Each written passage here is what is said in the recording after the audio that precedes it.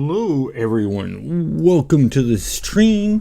We are on episode 11 of the City Heroes hardcore gameplay through, following the hardcore rules, and we are on the 4th character, so hopefully this one we can actually get somewhere with.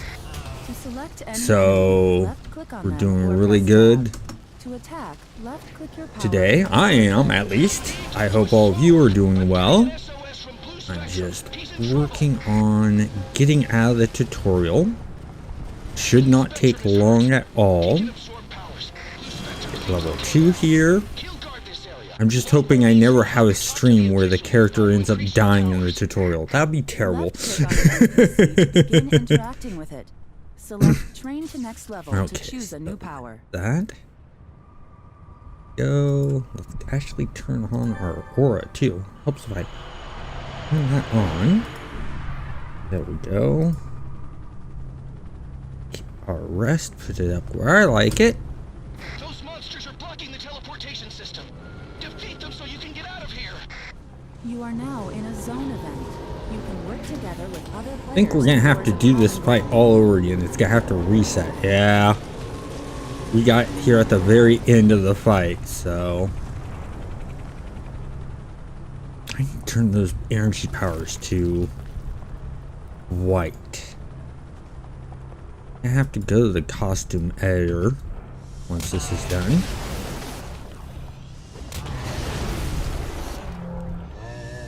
Get that fixed.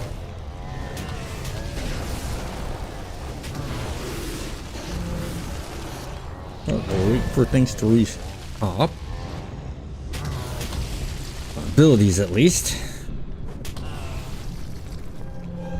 But hey, our area effect is working good. Oh, Marunki.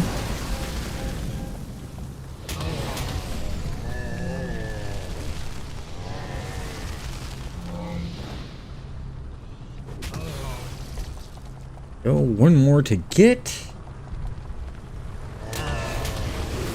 There we go. Got them all. Nope. I'm missing someone? No. Just took a while for him to spawn.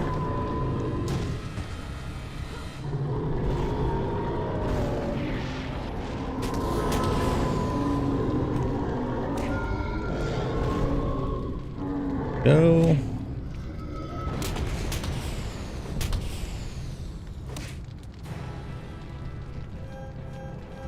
Yeah, all the abilities. Things are gonna build up quick on this with the damage output. Because, if I remember correctly, this is a brute. Yeah, it's a brute because of the extra bar.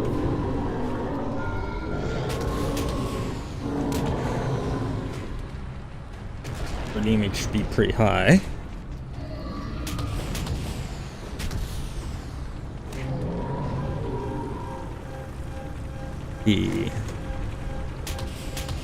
Good damage, so this fight shouldn't be much longer. And for a second there, I thought he was dying with that roar. It's almost the same animation. There we go. Yeah, it's just a little bit shorter animation of him reeling back. Okay, so that's done. Let's get to Atlas Park. We'll go to the costume editor, change the effects on our powers to make them white. And then we'll start taking missions. Not that. What travel powers should I take for this character? Thinking for this one, maybe super jump would be good. I don't know. You guys let me know. We could go all sorts of directions in travel powers for this character.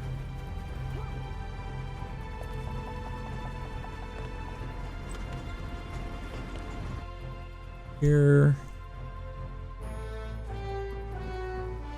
Go here, and then primary and secondaries, energy melee, right.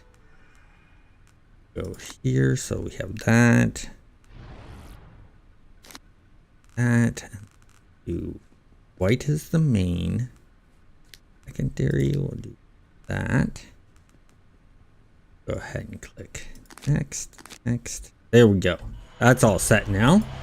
Now we can go and start taking missions, but what origin did I take for this character? I always like to do the origin missions. Mutation, okay.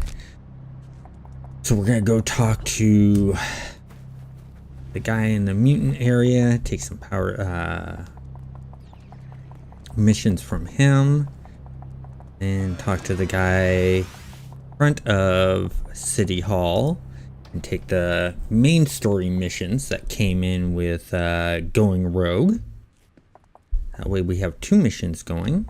I still miss doing Galaxy City missions. I so hope one of the servers can bring back those missions, but from talking to developers of several of the servers, they say that they basically cleared out all of those missions, so they didn't comment them out, they actually cleared them out of the code. So there's no easy way to do that. Hey Axel.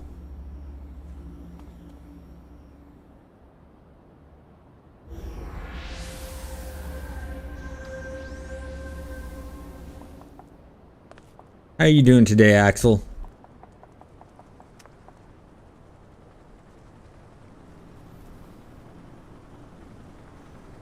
There we go. Now we have some missions. One guy I talked to. Let's do the 5 Hellions first. By the way, just to let you know, next Sunday is going to be a schedule change for Sunday's live streams. What's going to end up happening is there's only going to be one stream that day. It's going to be a 6 o'clock stream, and it's going to be the hardcore. And what's going so after next Sunday, it will be 2 p.m. will be the regular gameplay, and then 6 p.m.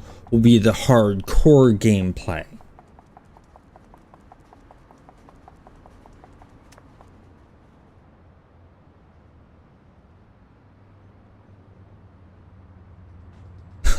It sort of sounds like weather here. In fact, when you mentioned that it's windy, raining, hailing, and sunny, so as you guys know, I've mentioned several times that I used to be a game tester, and the game testing facility I was working in was growing really, really fast, and we went from like having a couple dozen people testing to hundreds of people testing. And what happened is when we started growing, EA laid off a lot of their testers, and we grabbed their testers, and they came from Florida and California. So the first winter we actually had here, we had one day where it would be nice and sunny, and then a few moments later it would be snowing, then a few moments later it would be sunny, then it would rain, then it would snow, then it would rain, then it would snow, then it would be sunny, and it just kept on randomly changing all throughout the day. Every time these guys were looking out the window, it was changing, and they're all freaking out. Oh my god, what's going on? Is the world coming to an end? Like, we're turning to them, those of us who've lived in Oregon a good chunk of our life, turn to them and sit there and go, you know, that myth that you heard about in Oregon, wait 5 minutes and the weather will change? Like, yeah? Well, now you know it's not a myth. It's a real thing. And there's like, we really thought it was just made up. We're like, nope. It will change constantly. So, you know, when I go to visit the Netherlands, which I've told you, Axel, my plan is to cycle around the Netherlands because your guys' cycling network just amazes me. And it's a dream place for me to go and cycle. I'm gonna be used to the weather. From what you just mentioned, I've dealt with all that. Now, you guys may actually get deeper snow than we do here where I'm at. I don't know how much snow you guys actually get in the winter. Here, we'll get like maybe a day or two every once in a while. So we'll get to like snow 2, maybe 3 times a year. And of those 1 to 2 times, it will actually stick, and we'll get maybe half an inch to an inch, but nothing really, really major. Now, when I was younger, it would be a lot more.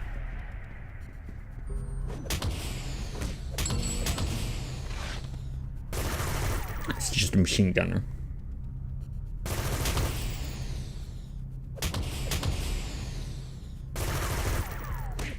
Okay, so that I can handle. That's not a problem. 5 centimeters, I'm good.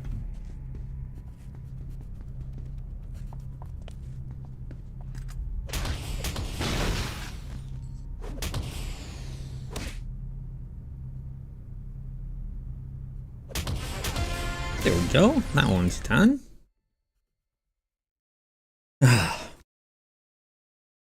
Yeah, it's sort of interesting.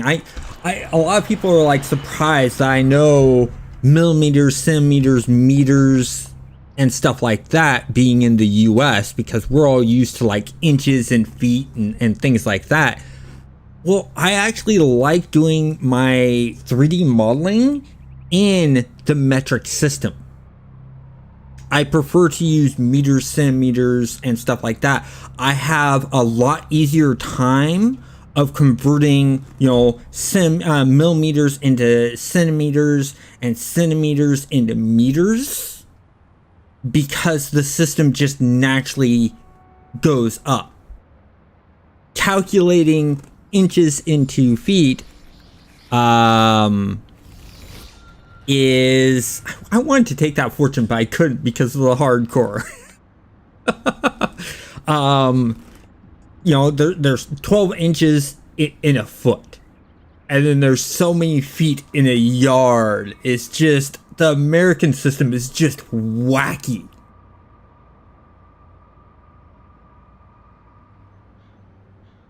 Yes, my secondary is dark. So my primary is energy to get as many disorientates as possible.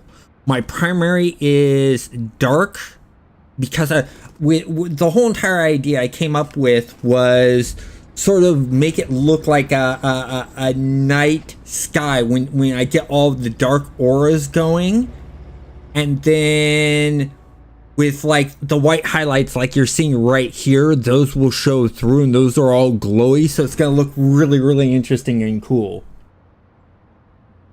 Yeah, I wish I could have taken the offer for the fortune telling, but the fortune telling's a buff, and I can't have anyone else buffing the character because of the hardcore mode. Now, if I was doing the regular mode, I would have easily accepted that. Oh, weight in kilograms. Yes. Tel-Aviv, you are correct. Yes.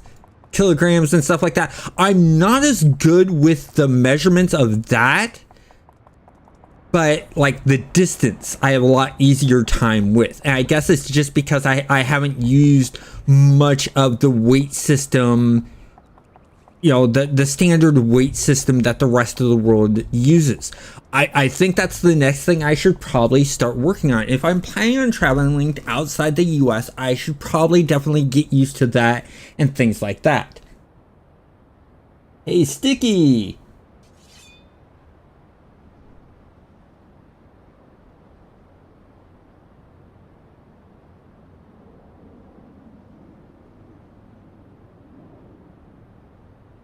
Yeah, well, Americans also use pounds and liters and stuff like that, and ounces. So Brits aren't alone in that. Oh, I'm not training up. I gotta go talk to getting someone to talk to you guys. I forgot what I was doing. That's a good thing though. That's a really, really good thing. I mean, half the fun of doing these streams is interacting with you guys. I have so much more fun interacting with you guys and playing these games. It just enhances the fun for me.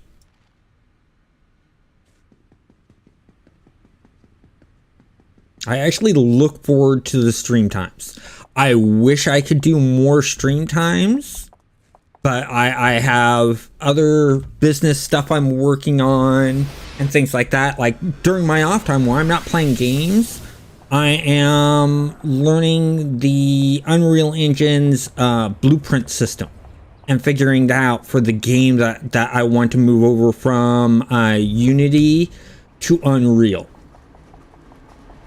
And so I'm taking my time doing that. I'm also getting back into cycling more because this September I am going to be doing another ride to the Recumbent Retreat. And that will be fun.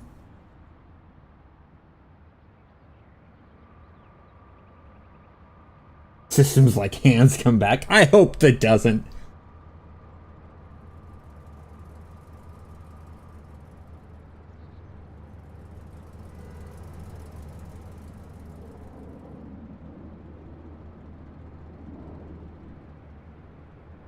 Yeah, I've never gotten a hardcore character past 15. Or actually, I think 12 is the highest I've gotten a hardcore character so far. Which just sounds terrible. It doesn't make me look like that good of a professional City Heroes player, but I mean, in City Heroes, getting knocked out and going to the hospital, no big deal. It's not like we're doing PvP or anything like that. And even when I do PvP games, I'm always playing sort of the support type character where it's predominantly assisting. Like when I'm playing PlanetSide 2, I'm not the greatest shot, so I do more of the suppressive fire type thing. I'm making it so that the enemy side is keeping their heads down type of shooting.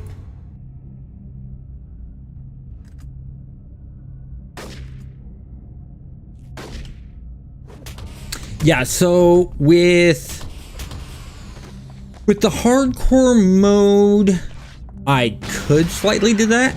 She interrupted. I missed on the swing, of course.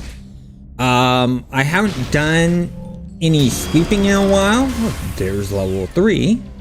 And with doing the hardcore, I could do sweeping until 10, and then I have to go and do a mission.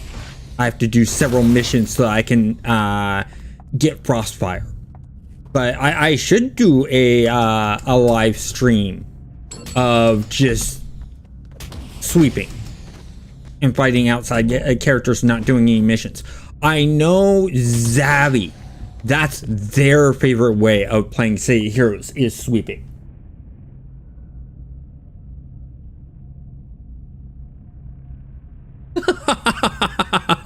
That's okay, Axel.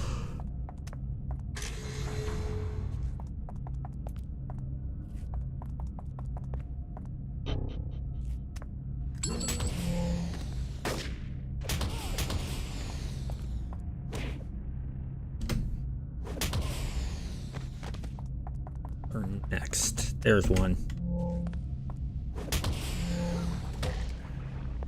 I like the baseball bat sounds in this.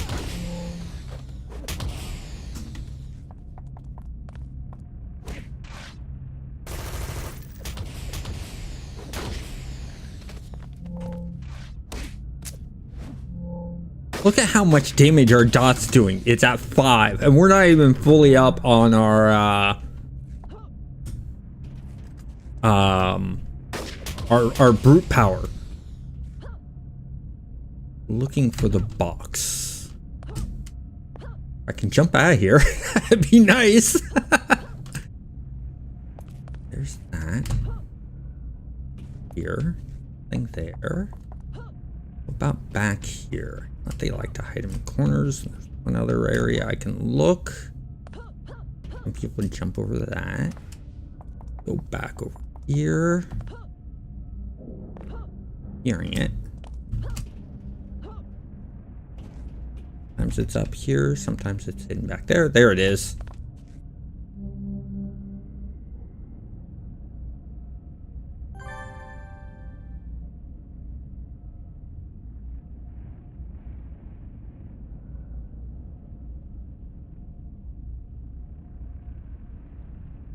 Oh, that's cool. That's an interesting thing, watching them build some stuff. That's cool.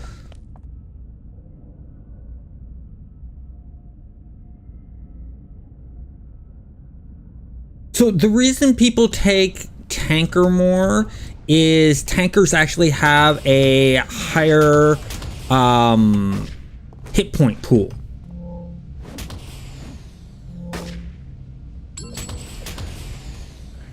And I think there's some other bonuses to being a tanker.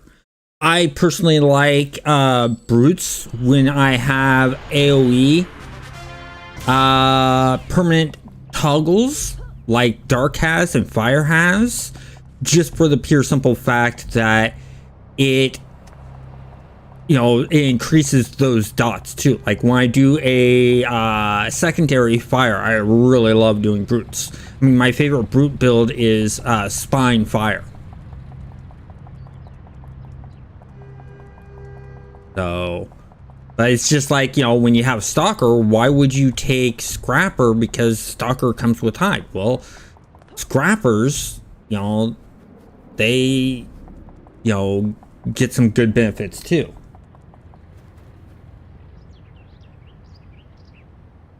A brute MM? Oh man.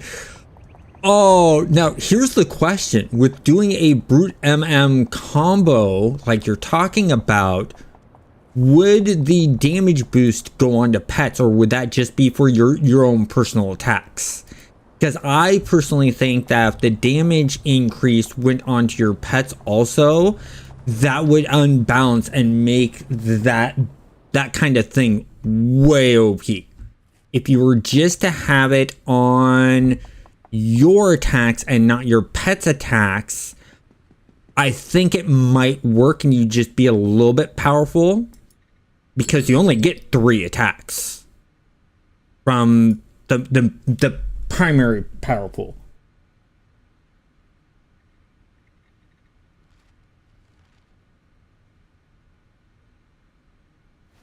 Okay, yeah, I see where you're going. More like the Kingpin, and I think that would be a good idea. That would be a cool idea.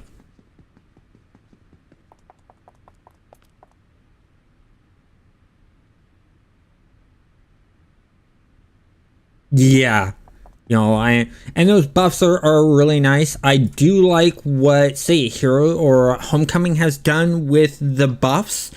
They made it so that there's a reason to slot them. It enhances you know, their heal capabilities. They moved to instead of being on the pet, being on the buff. Same with what was it, like defensive stuff and some secondary stuff, I believe. I think that's really cool. So it gives you a reason to slot the pet upgrades.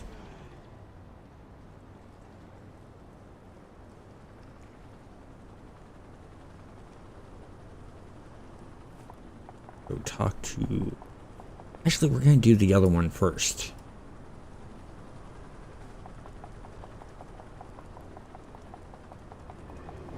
This City Heroes is just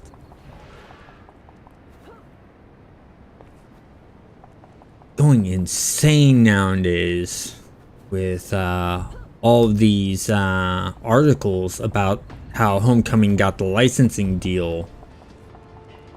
It's just blowing up again. Which I'm thinking that NCSoft did the licensing deal to see if there was still interest in City of Heroes and to see if it'd be worth doing a City of Heroes 2. That's my main thought on them giving the licensing deal.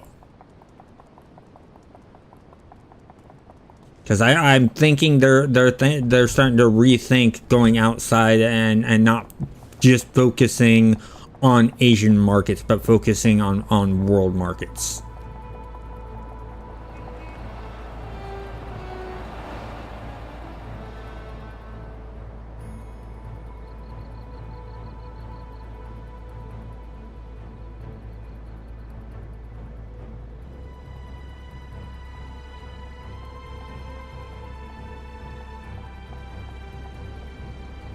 Ooh, that's a really cool concept there, Sticky. They only get the enhanced damage when pets are not out or they get taken out. That would be cool. So if they're not out, you're doing a bunch of damage. But if they are out and one takes down, you get a small buff to your damage. And then if another one goes down, you get another small buff. And it incrementally goes down for each pet that's taken out.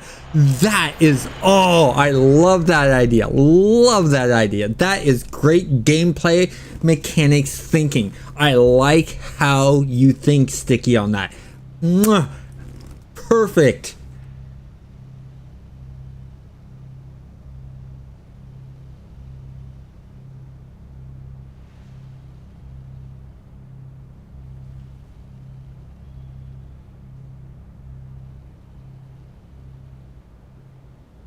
Yeah, it does cost money to make a good MMO. I mean, you look at all the good MMOs, they spent a lot of money on them. It's a little bit easier nowadays to make MMOs, but it just takes time. Because you got the three things. You have time, quality, and money. Whichever you spend on those determines what one you're not using as much.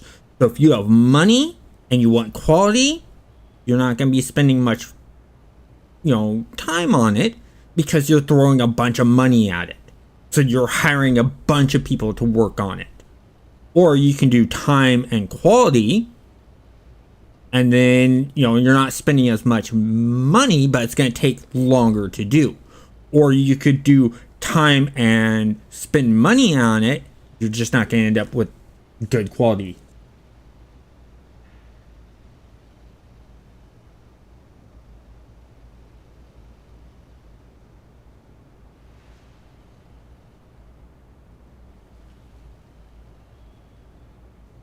It can be a risk nowadays, but that's just because a lot of the people that like MMOs, what's happening is they're not seeing anything new and original in the landscape of MMOs. And so that makes it a bit tough for them because it's like, well, I already got that all this stuff in this MMO, or I can, if I want this other thing, I can play this other MMO. We need to have MMOs that come up with something new.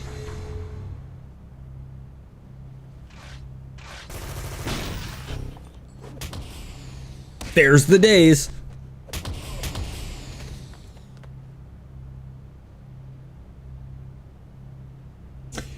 It is flooded somewhat. I don't think it's flooded as some of the others. The first person shooter market, that's flooded. Especially with like Call of Duty, they're coming out with a new one every year or two, and it's basically a rinse and repeat with a little bit of story. Nothing else really changes except for maybe the graphics. That's why I call flooded.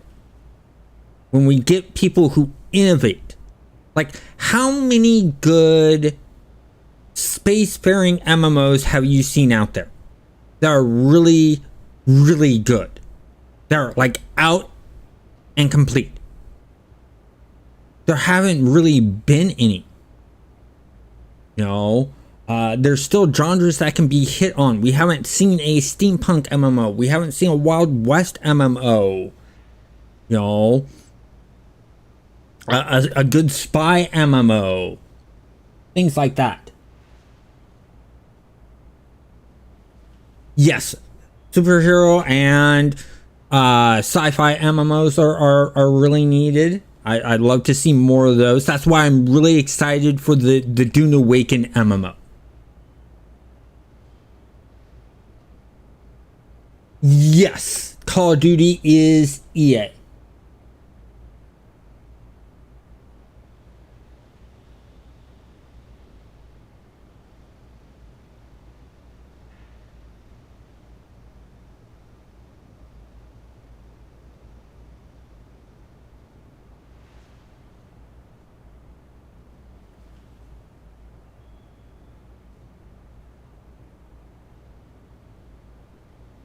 It's MMO light. Red Dead Redemption 2 Online is MMO light, just like how Grand Theft Auto 5, the online part of it, is MMO light. You don't have as many players in the world as you do a regular MMO.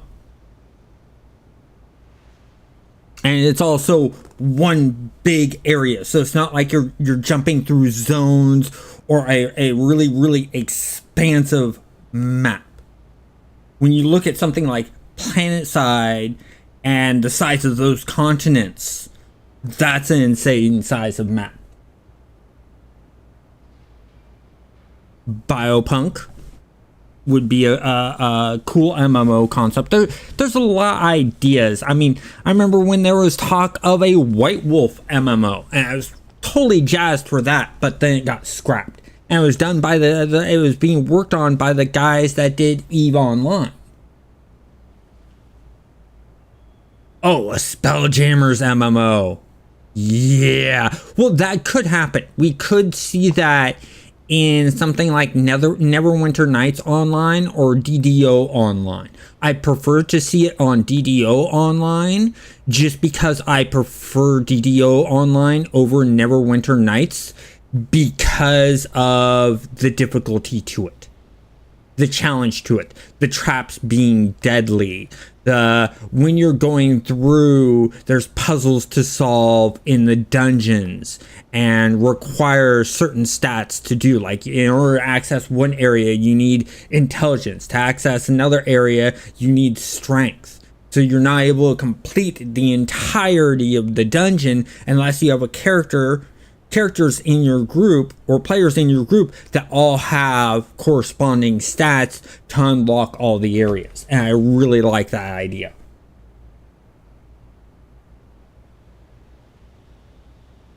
A Buffy MMO. I would rather have a White Wolf MMO. That's why I would rather have, because then you have the vampires, you have the werewolves, you have the mages. And even if they go into some of the experimental stuff, you could have immortals, you have the Jin, and things like that. And then even in the werewolves, you have the different factions. You have the werewolves, the werebears, the werelions, stuff like that. And vampires, you have the different factions of vampires and stuff like that. And that's the reason why I say White Wolf would be a lot cooler.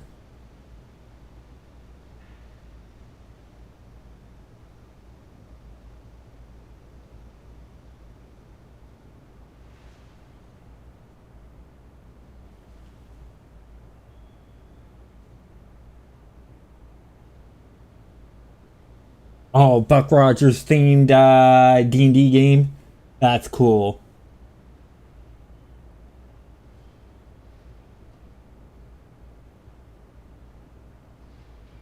So there is an X-Files like MMO. Look up, what was it?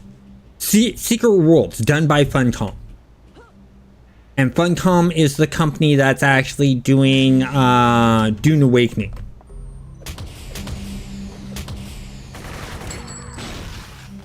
Ooh, purple. I'm missing all my hits. The dot's doing most of the damage. That's just sad.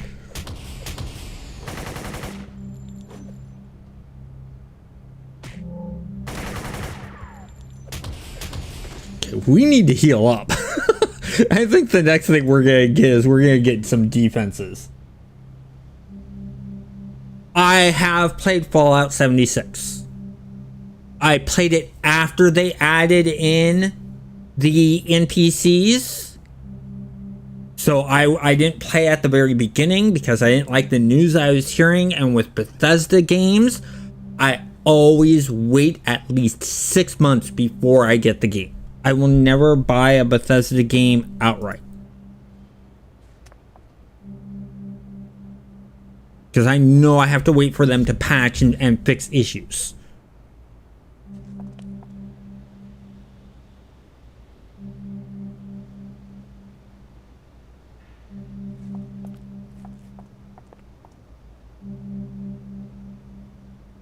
In fact, I actually just reinstalled Fallout 67.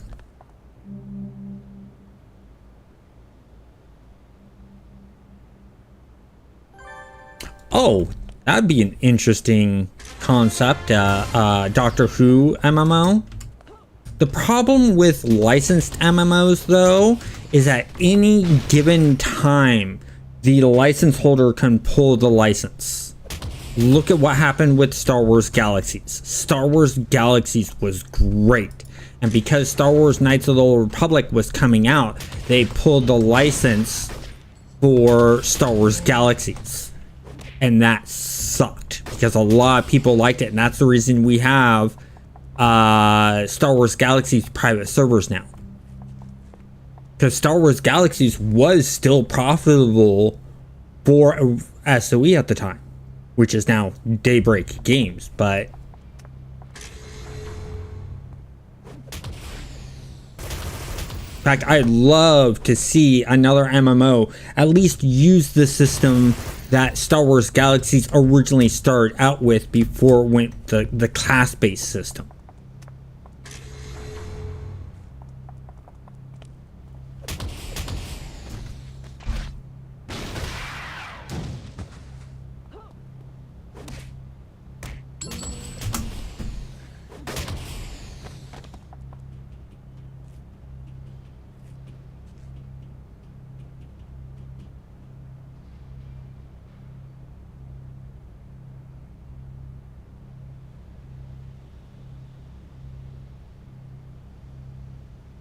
How are they struggling with keeping Doctor Who? That's my question.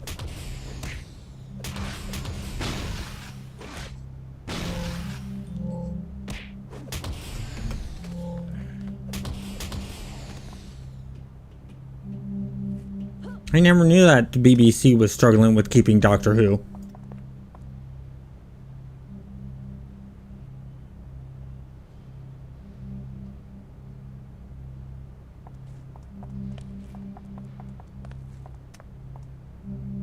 Doing this for the extra XP or influence.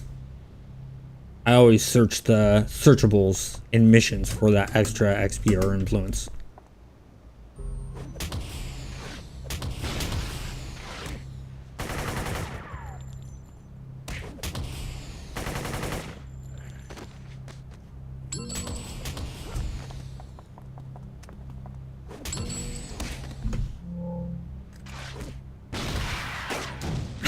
Okay, that shotgunner is going down first.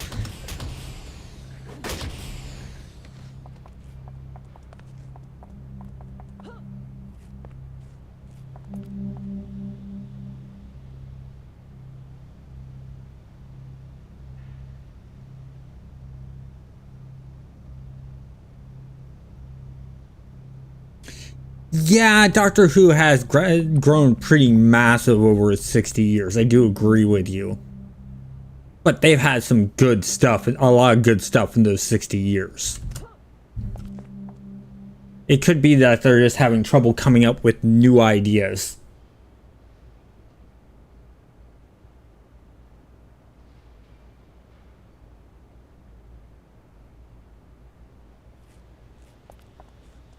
Oh, Disney's getting trying to get a hold of Doctor Who.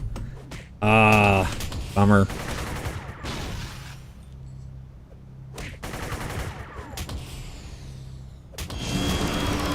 There's the level. Excellent. We're gonna go level up soon. More crates and more enemies. We're all done here. Yeah, I wouldn't like Disney to take a hold of Doctor Who. And that's just because I'm afraid they'd Americanize it. And I'm sorry. There's some things that should just stay with the origin of the country. And Doctor Who's one of those things. Just like Sailor Moon. If I watch Sailor Moon, I will not watch the American version. I will watch the original Japanese version. Pure and simple. Because the American version takes out so much, the way the characters are. And Americanize it. And I'm sorry, you don't need to Americanize it. Just translate it. Because I think people should learn about other cultures.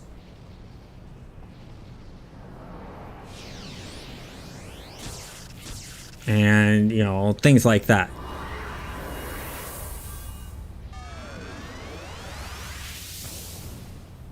Okay, we're going to take Dark Embrace.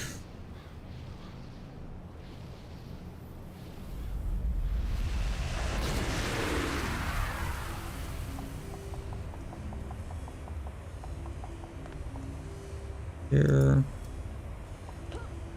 Officer. We're starting to get a bit of that dark glow and sparkle to ourselves to make us feel like night sky. Let's run over here.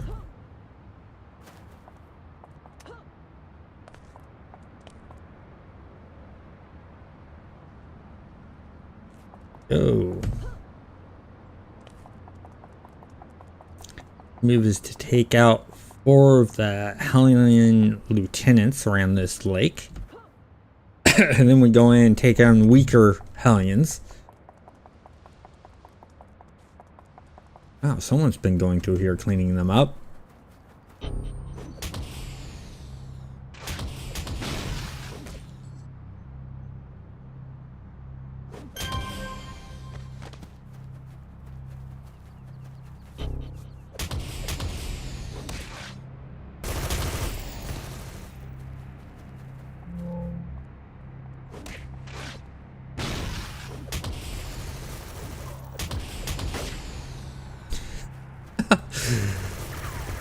Didn't even get a chance to hit the other guy. The Bob or the Dot just took him out.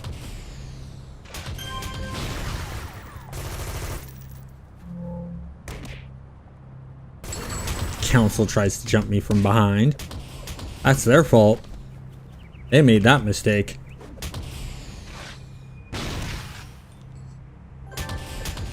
There we go.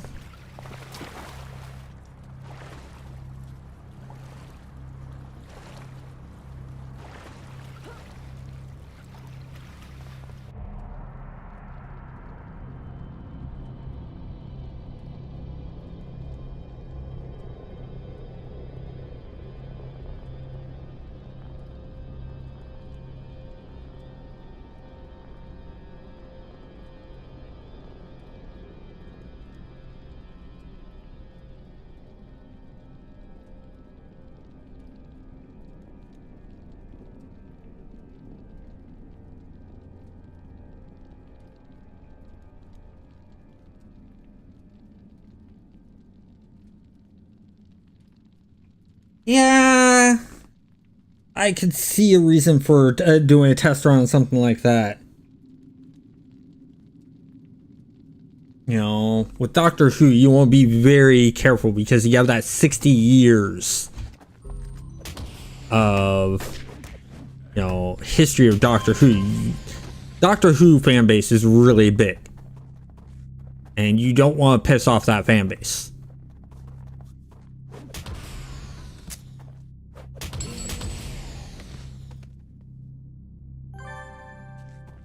Go.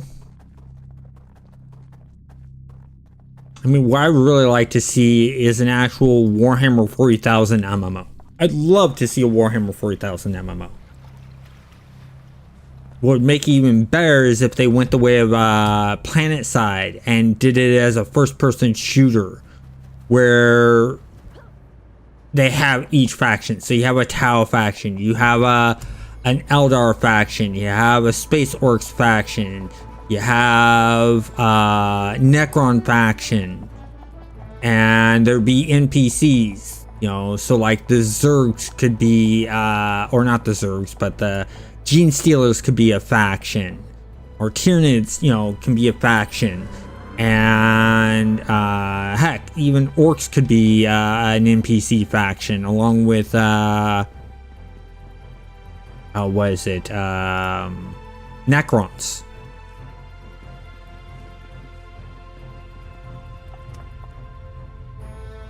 And that's just take all the ones that are sort of like hive minds and have a bunch of units in them, make them the NPCs to fight against. So it'd be a PvP, PvE, or PvE, PvP thing.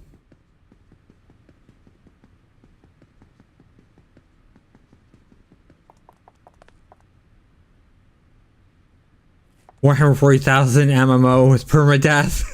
Yeah.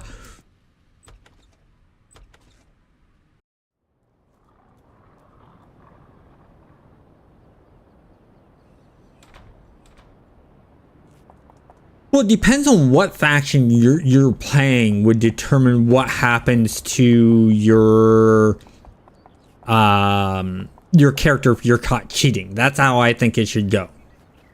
So if you're caught cheating, your character and you're in the Empire, you get turned into a servitor. If you're one of the other factions, maybe something else happens.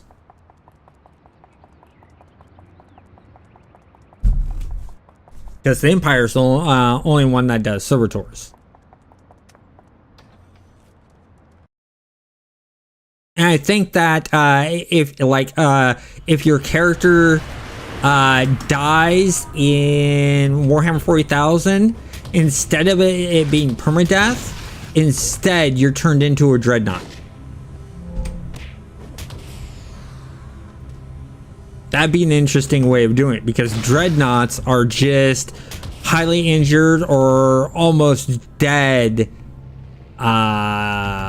characters.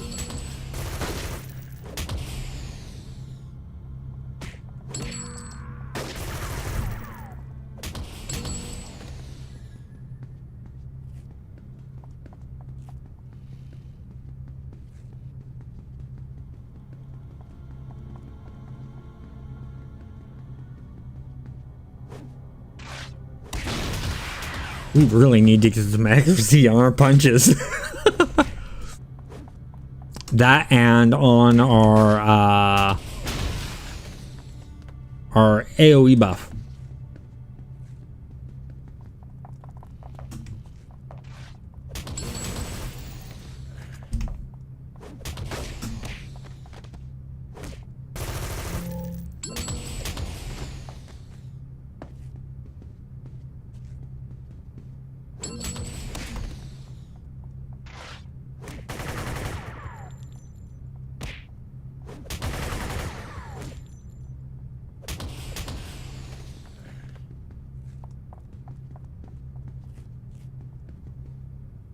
So we cleared all that out.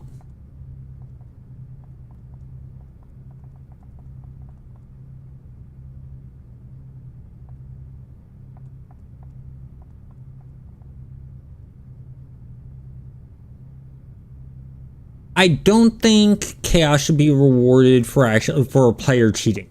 I think that's very unfair, because then you get all the cheaters on the Chaos side just wrecking things with them doing their cheating. I wouldn't do something along that lines.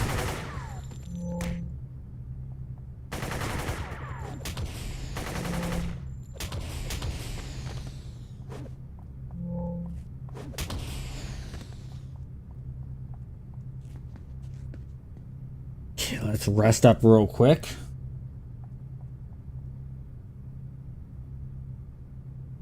Oh yeah, there you go. You get caught cheating, you get turned into an Imperial Guard.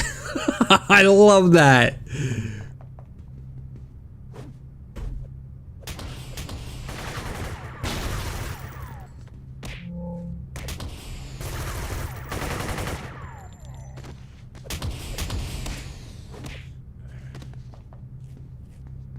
We only have 2 attacks and we're still owning things. That's the great thing about the Brute.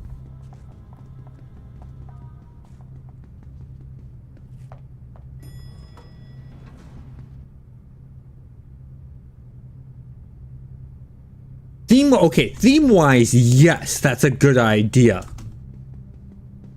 Just theme.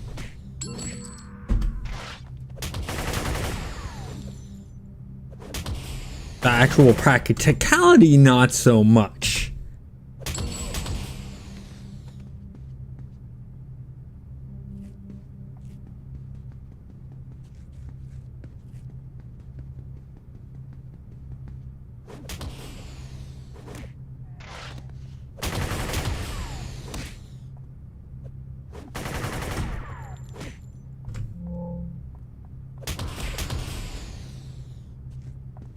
Bring a hum over here. There it is again. But I need some guys over here. Take them out.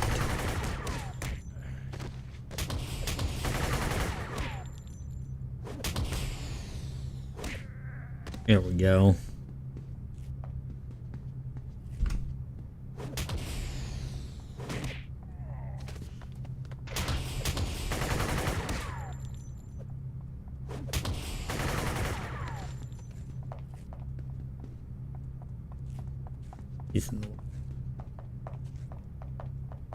This way. Here real quick. There's cross here. There's the hum again, so that being one. There it is. So we found the painting.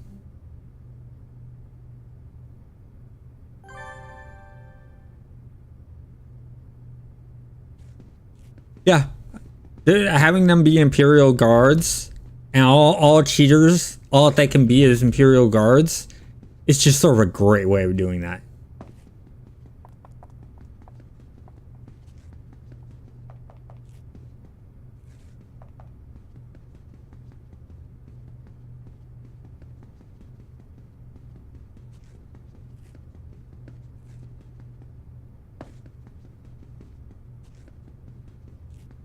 Missing something.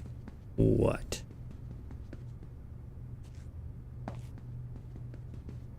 Goes back down.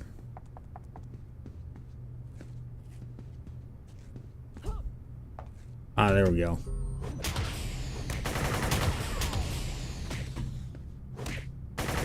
Got to go to the bottom.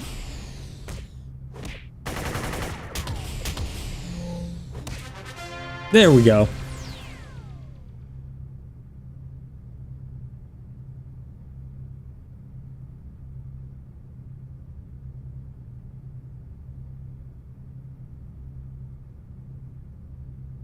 Yeah, using Inquisitors to do that would be really good. But then I think there should be a reward system for not cheating and helping and catching cheaters and stuff like that. And I think that's where, like, being turned into more powerful characters would be really cool. You know, that's how you get to be a Terminator and things like that.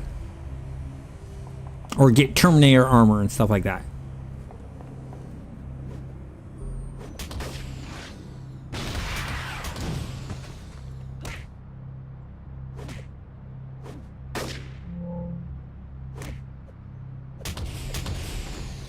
There we go. Now we take the painting. They tried to stop us. They failed miserably. Primarch. Oh, there you go. Get to make your own faction for your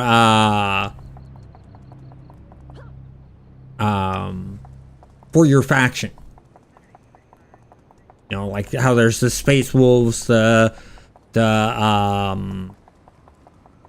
you know, Dark Angels, Blood Angels, Ultramarines, Iron Fists, stuff like that, Salamanders.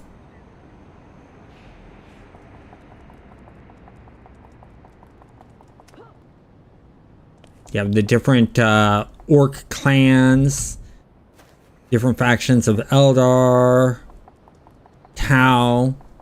And the great thing is the story has infighting with all of them. Space Pup. I knew you were going to do that. I knew you were going to do that. As soon as I mentioned Space Wolves, I knew you were going to comment Space Puppies. I was half tempted to call them Space Puppies myself. Damn it, Sticky.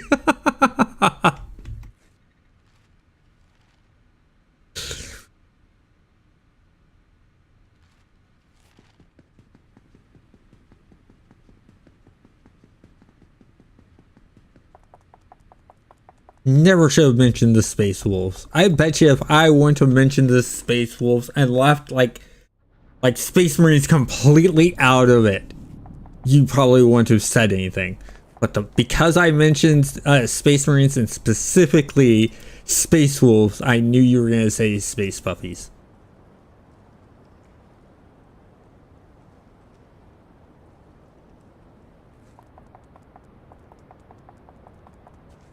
Okay, 4. Let's work on enhancements here. Manage. We got that one there, so we'll put that there. Yes.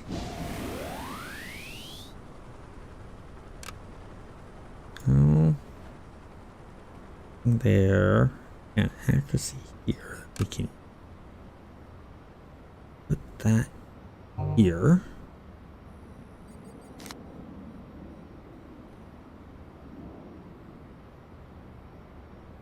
And the rest. Sell these off. First thing I want is more accuracies. We'll do some damage. Let's do some health. Let's do one of those. Manage. That there. That there. That will go there. Our health there. Stamina there. What does this take? This takes damage resistance.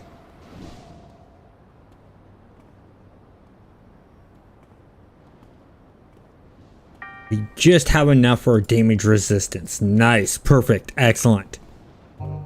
Damage resistance in there.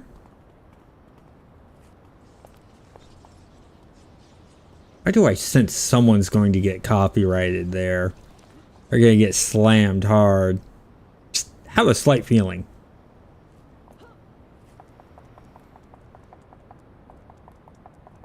Let's see. Back to yeah. So what we'll do is we'll do this one first.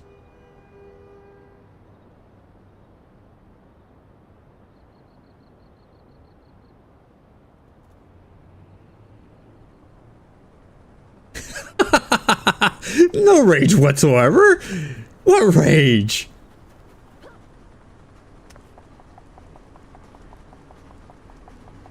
Cool, it's Deadpool. No, I was thinking more along the lines of Spider-Man with a scorpion emblem on the chest instead of a spider emblem.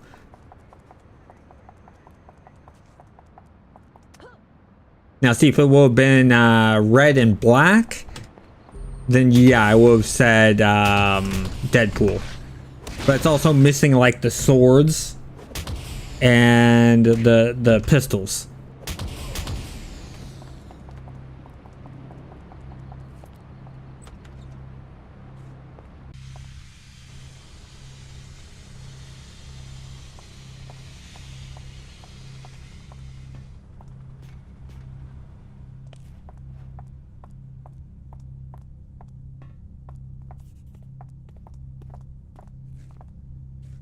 I miss being able to click on my sprint in these areas. At least you don't have to go far. Could you imagine if you had to do a whole entire long mission with not having your sprint on and all of your powers locked out? You had to walk, through like 5 floors that like were extremely long, like let's say a level 50 mission.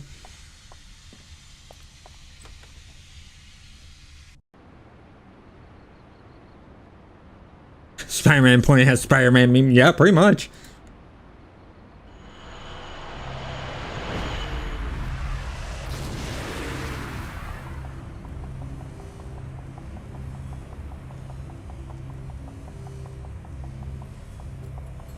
Now let's go talk to Security Chief. We'll take out 5 Hellions.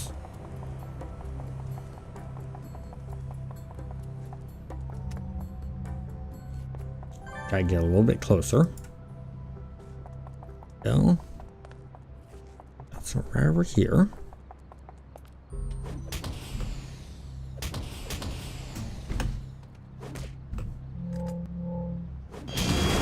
There's the level just by taking out that one guy.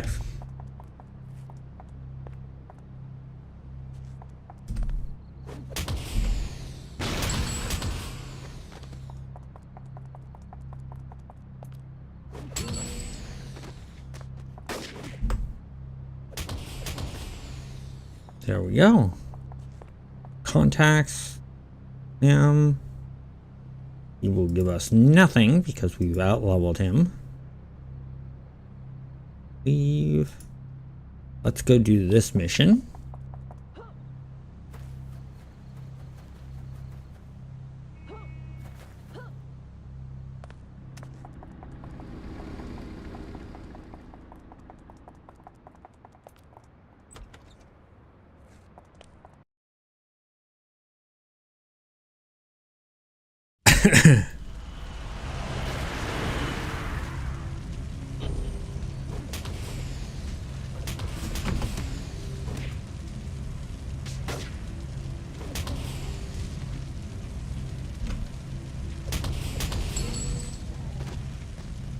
Definitely want to run over and get those other guys while we have this good brute rage going on.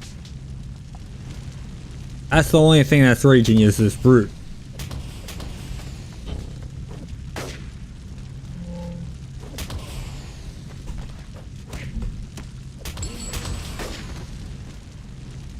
Again, while we have the rage up high, we want to get to this guy.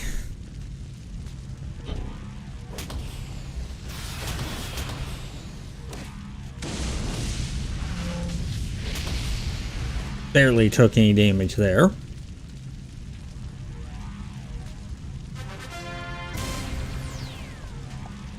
Exit.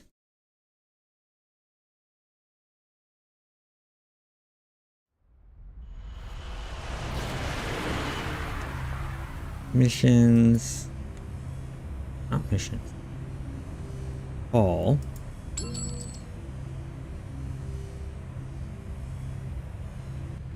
Contact. We'll do this one this time. Eve. Go talk to him.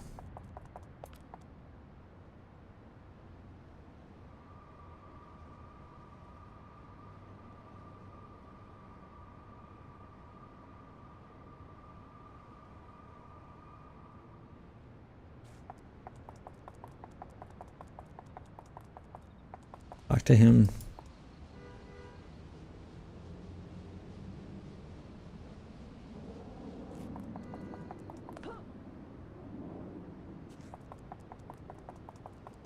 What power should we get next? Should we get a defense ability or an attack power next? Because we're over halfway through level 5.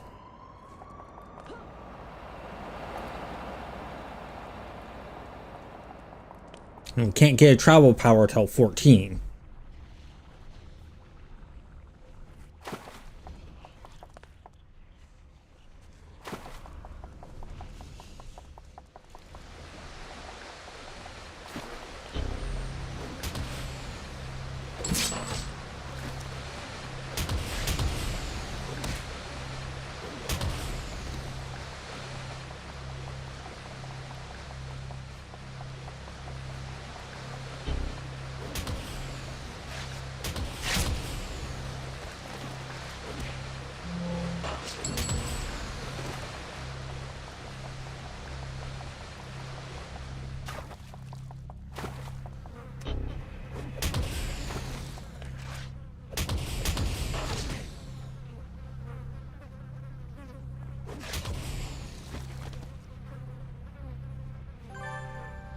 There we go. That way I can.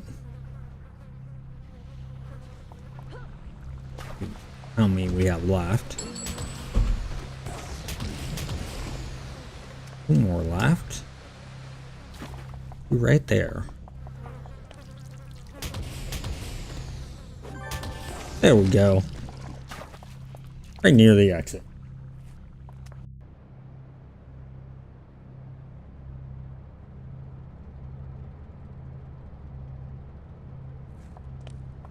Oh, are you talking for the movies there, Sticky? Or Dr. Doom replacing Kang?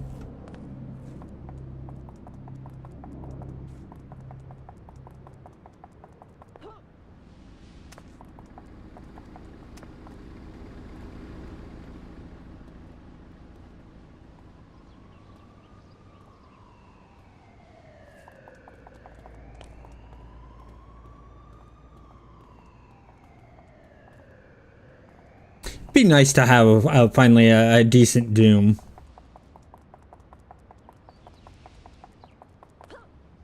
In the movies, that is.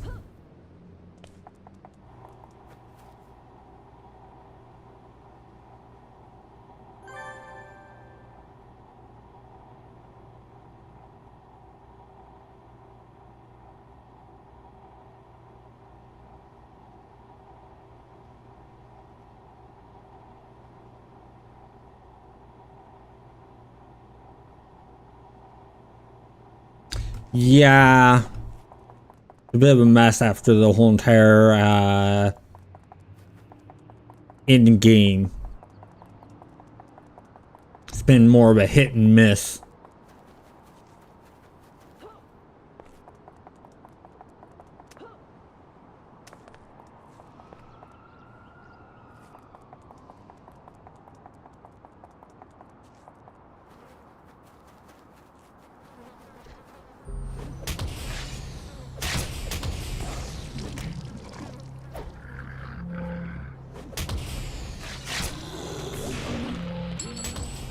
How dare you puke on me?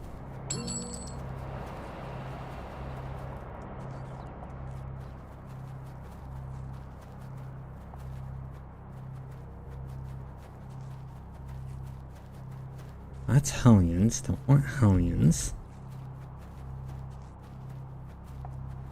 There we go. That's what I'm looking for.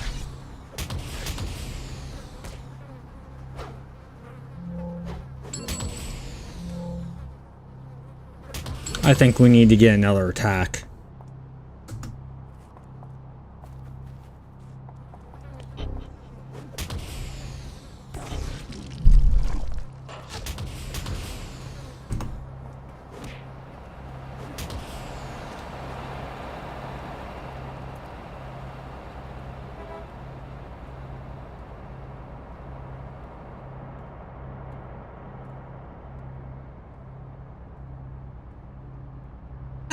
That varies. I wouldn't say you couldn't do some stories as action or combat, you know, in just comics or animated. It depends on the writing and the time taken to make it look right and feel right.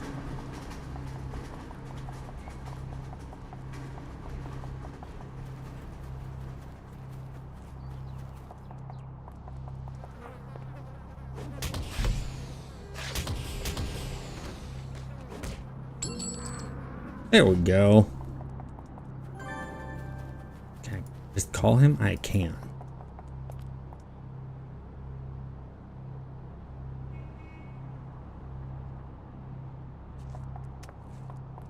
Gotta head that way anyways to get our new power. Want to get another attack. Actually gonna run past it.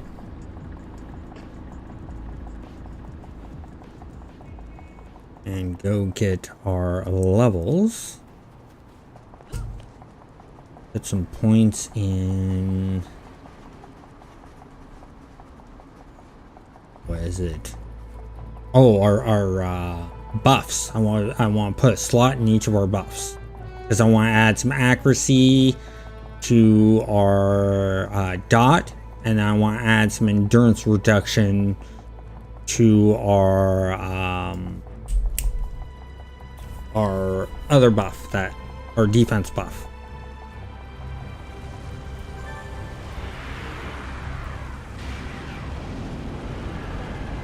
Okay, tramp the next level. That's, oh, we already have accuracy, so let's put some damage on that then. The next level. Okay, let's do Bone Smasher, get another attack going. Let's see what we have for enhancements here before we fell off. We can take this, put that there. We can take that, put that there. What's this? Damage resistance. Let's stack that with that, merge those.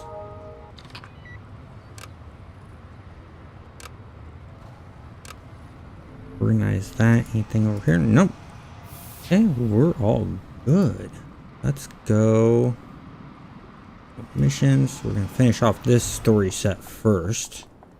Then we'll go do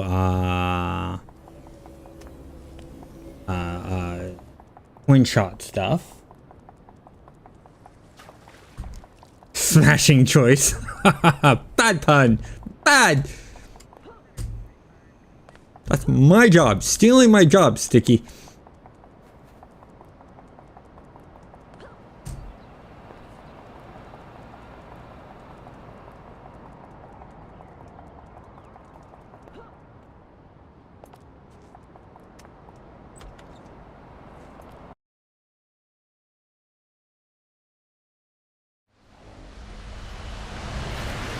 It is, but give them some time. They're adding a couple more servers. So there's going to be a couple other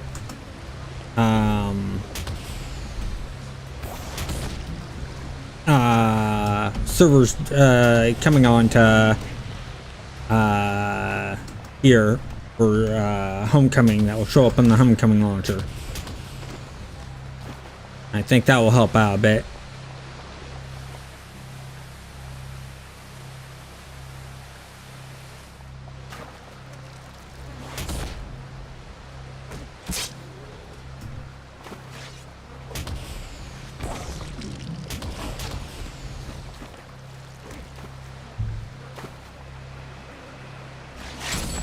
There we go. What was that enhancement that dropped? Nothing I can use.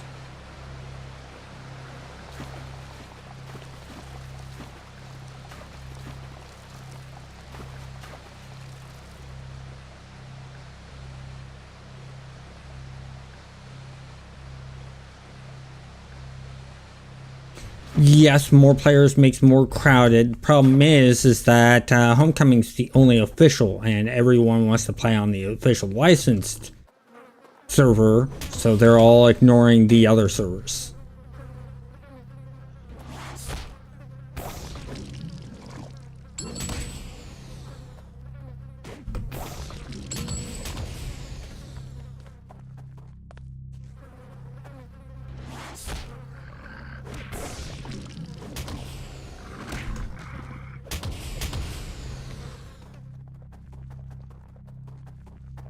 Let's rest up.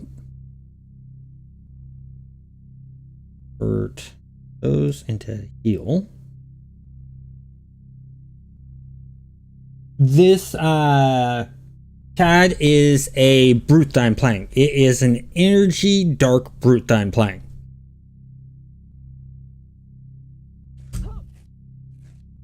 I'm hoping this build will let me get past 15. I'm hoping, keeping fingers crossed.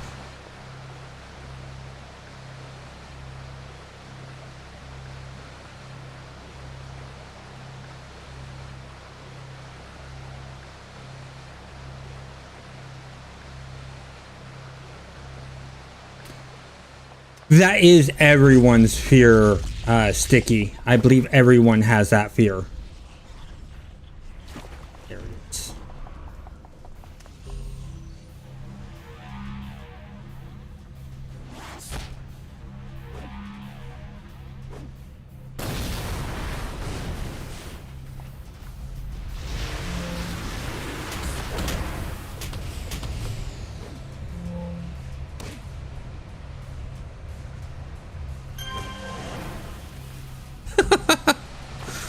Not much of a challenge, was he?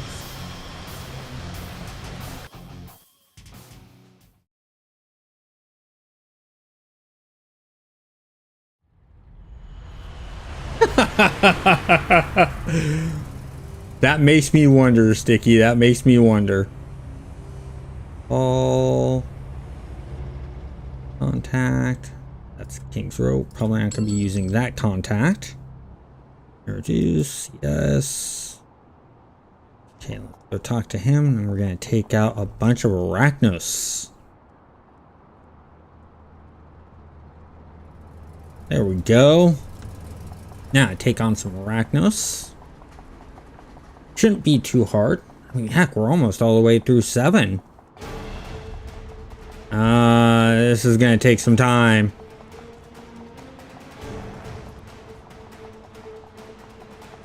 Let's hunt around. Let's see if they've done all of the areas. Really cleaned up this well. Wow, I think they have.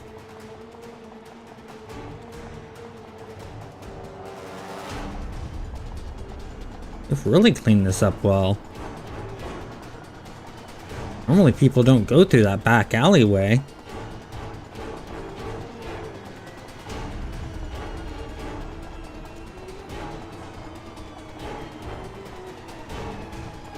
Watch it server lag and all of a sudden I got like 10 guys on me.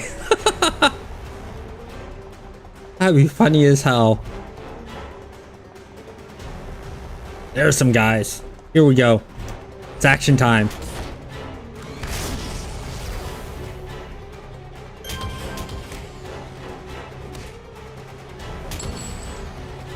There's 2. There's some more over here.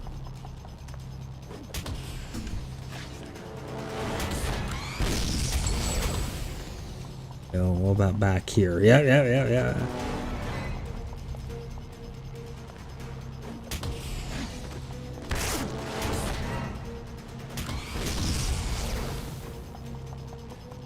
More to get. 8.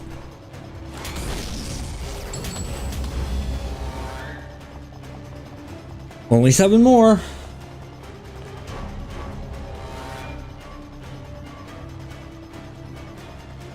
True friends are ones plotting your demise.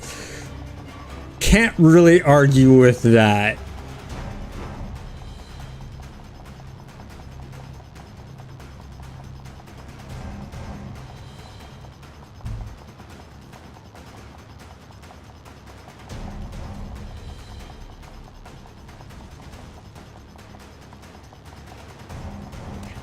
We got that.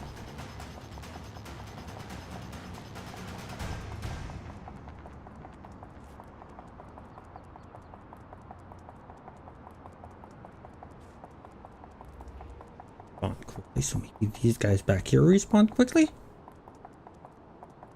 Nope.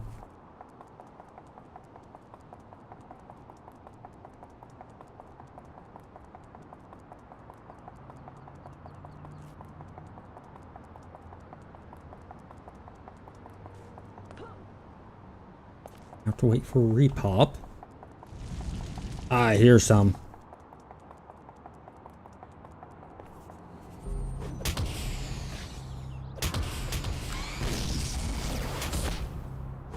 Our rage went down, so we're not taking him out as quickly. But we're still able to take him out. 5 more to go.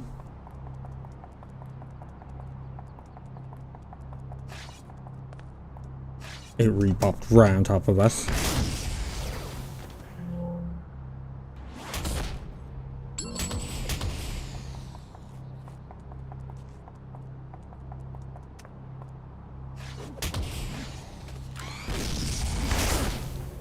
Nice, good strong hit there.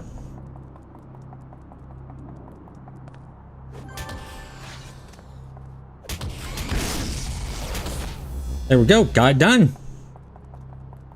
Done and done.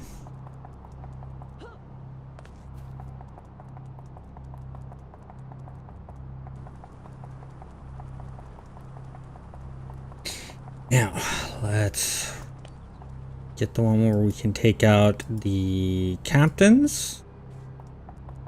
Go over and see if we can take out some captains. We'll take this back alley area since we already cleaned these guys out. Wait, now they're repopping quicker? I see how it is. Now that we've finished it, it's like, oh, let's make them pop faster. And we get knocked down. Let's see if we can lose the aggro. This isn't EverQuest where they'll follow you to the end of the zone. Sometimes I miss that challenge.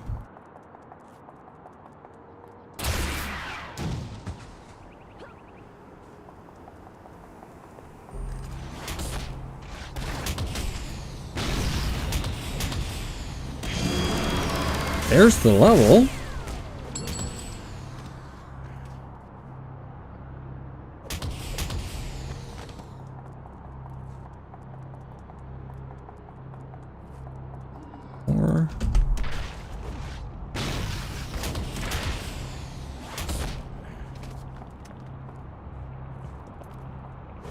I'll finish them off.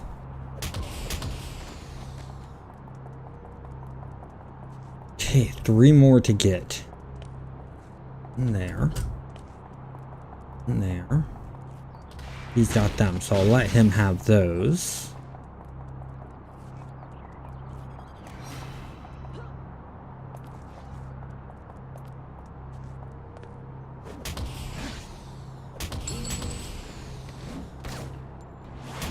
One good smack there.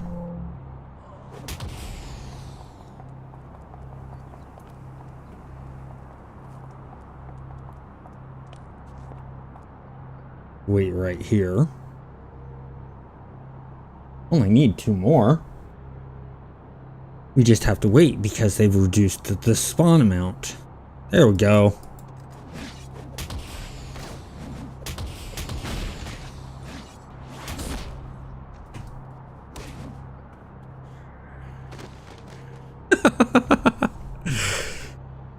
That's what I love about brutes. The number one thing I like about brutes and why I always take brutes when I have an AoE area of damage around me for brutes is just the dot capability.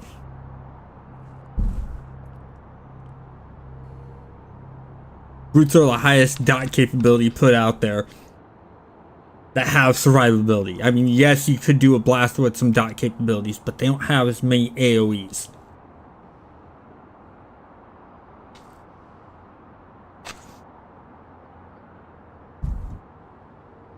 Just need 1 more for these guys to pop. There's one right over there. No one's taking it, so I'm gonna go for it. Get me the one I need. There we go.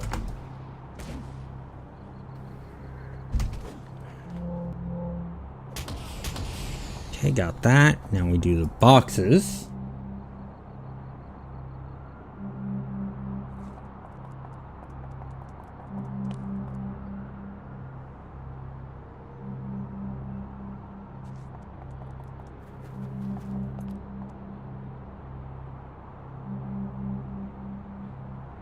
Now we just need to go here, call him.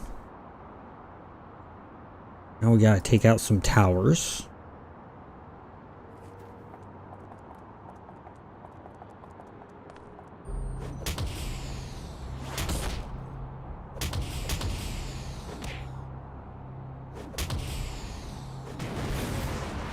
That went down quick.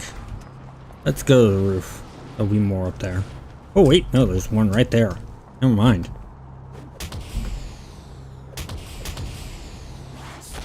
That one missed. That's a bummer. Okay, we got another one right there. We didn't need to go upstairs. Nice.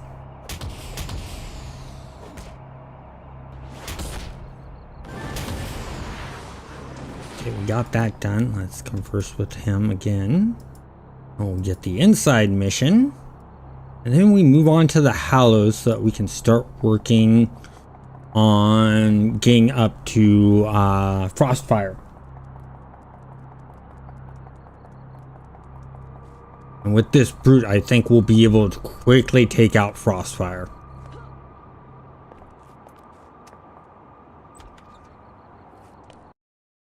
Because I'm thinking of just stacking the I want to stack up a lot of stuff for the dot, so it does good damage. It does a good to hit debuff, and then also has good endurance reduction.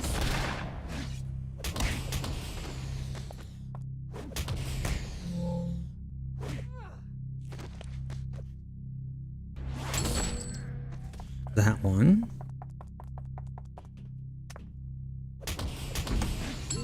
Because that's a question I have for you guys. How many of you who play the brute like I do with the AoE constant dots, how many of you put a lot of damage into it? Or am I the only one that does that?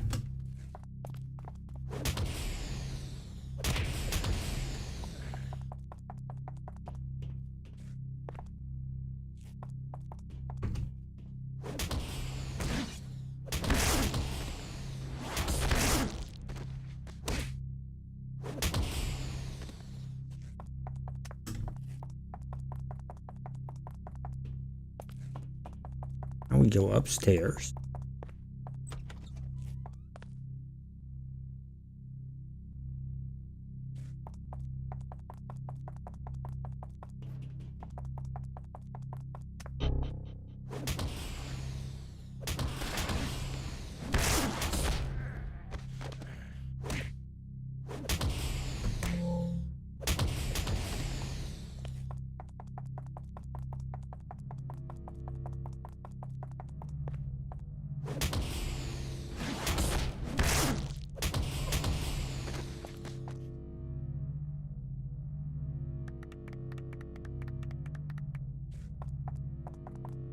So much easier.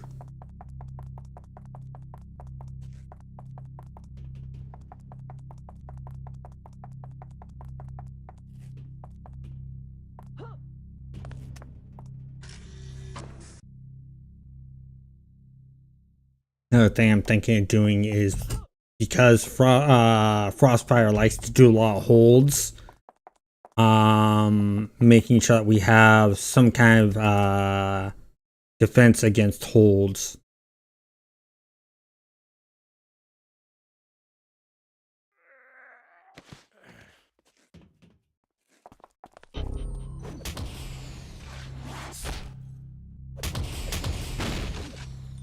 That's what's been getting us killed when fighting Frostfire, is getting held so much. Oh. Got 7. Let's see what happens when we do the turn in. Should level us up to 8.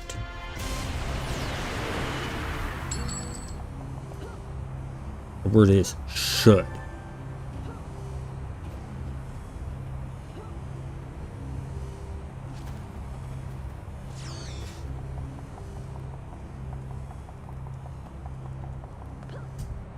If not, we'll come back over this area because there were still mobs of our level around level 8. Or where we just passed. We'll see what happens. Of course, we're losing our rage.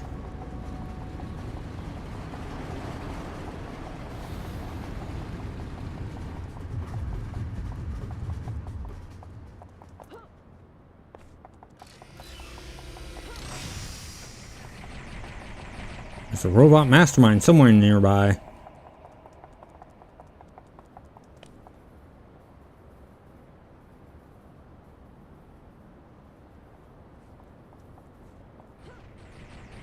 Oh, that's a cool one.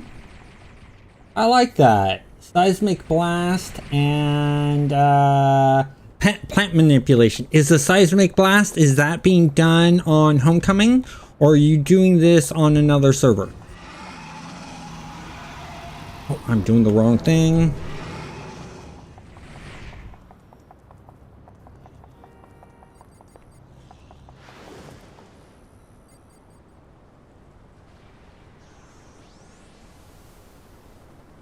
Oh, just slightly shy of it. So we're gonna run over here. Did get an enhancement. Normally when you get an enhancement from your main guy, do that. It is of your enhanced range. That's on. Oh, cool. I like Seismic Blast on Homecoming for this pure simple fact of a couple of things. One, when you do your seismic attacks, you cause every so often a tremor that happens around you.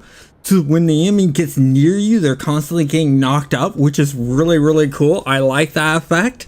And two, the cone effect attack, when you originally do it, it's like you clap your hands together and these pebbles shoot out. But when it builds up, it has that yellow circle around it, and you hit it, you actually bring up this giant rock and smash the giant rock.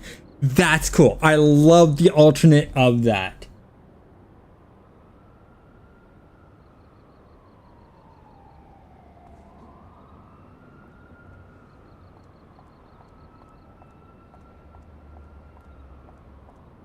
Oh yeah, the tremor is fine. Well, I also like Rebirth for the fact of how close they keep it to the original too.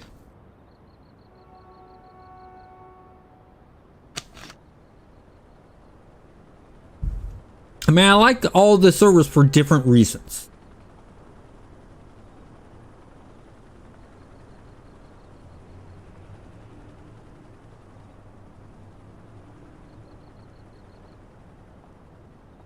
Yeah, two of my guys have died due to Frostfire. One got past Frostfire. I don't remember what killed him, but he died around level 12. And so I'm hoping with this Brute, having this AoE on here will help out. Let me know how your Seismic Blast does in leveling up. Keep me informed on that. I'd love to know, because that might be the next thing I try. I'm also thinking of trying a Sentinel.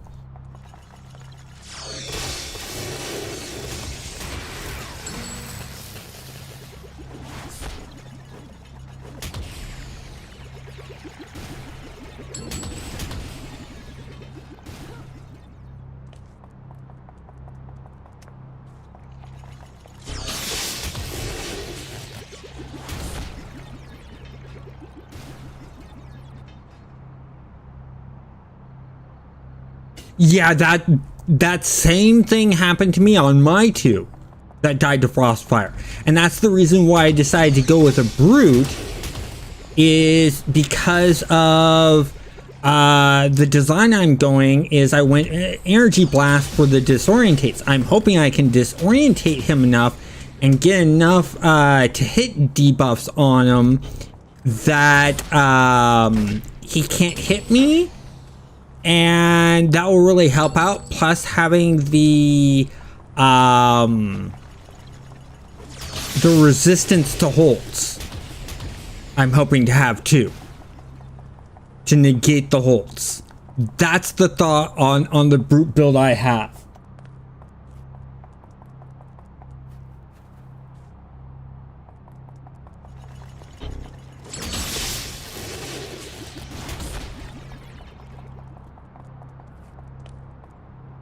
I have more over there, so over here. There's the level.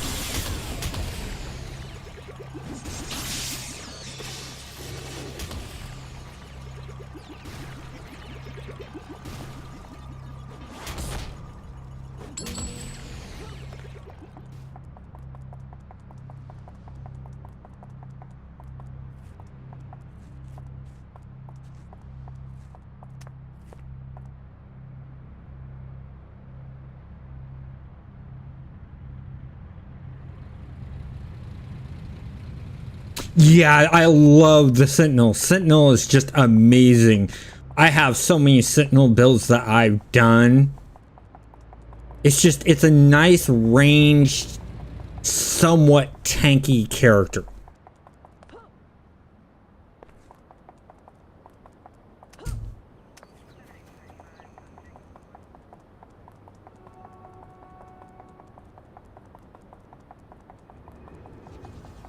We leveled this up and got to 8. Need to run over here. Bring up to the next trainer level. Okay, so we've done that. I want to add 1 there. I'm going to add 1 to health. Go here. Murky cloud. Energy, resistance to fire, cold, energy, negative, energy attacks as well as rain effects.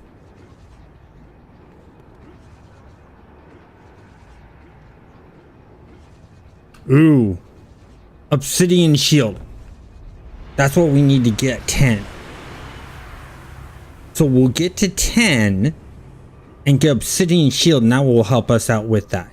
For now, though, I'm going to go Whirling Hands, because that will give us another AoE attack.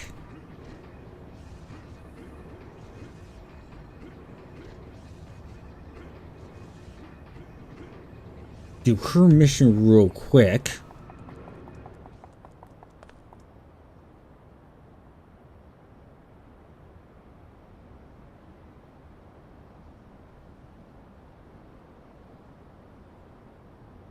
Yeah, regen. That will also electric on Sentinels.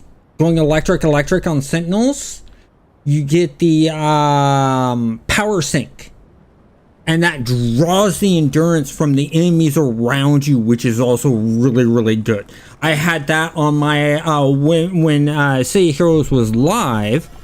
When the game originally came out and in beta, I had my first character was an electric blaster, and that's what I did.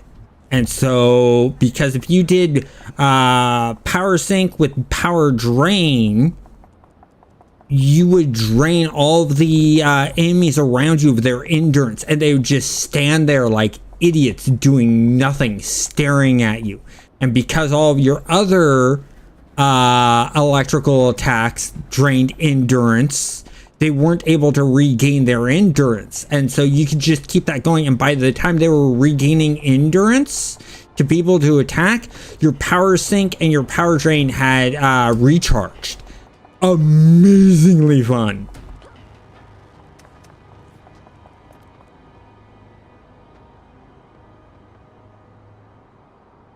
No pay to win vendor, no auction house. So no pay to win vendor, no auction house, no teaming up with anyone, no accepting any trades or any gifts of any kind. I cannot use revives. At level 10, I have to go fight Frostfire, and then I don't remember what level 20 is, but on my Discord, if you look at the City Heroes section, there's a hardcore section that has all of the rules that I'm going by.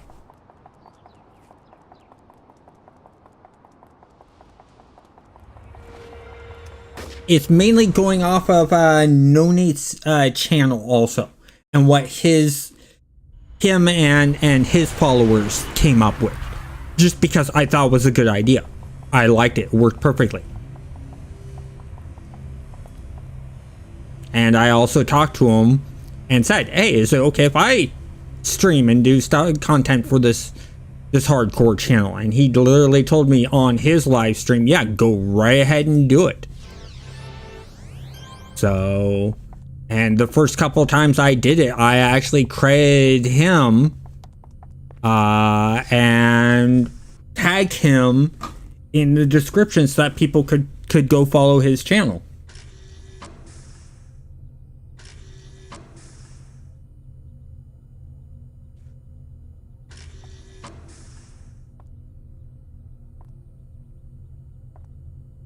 Yeah, now the question is since if you do regen, like for instance, my character's Dark, they have this self-revive right here.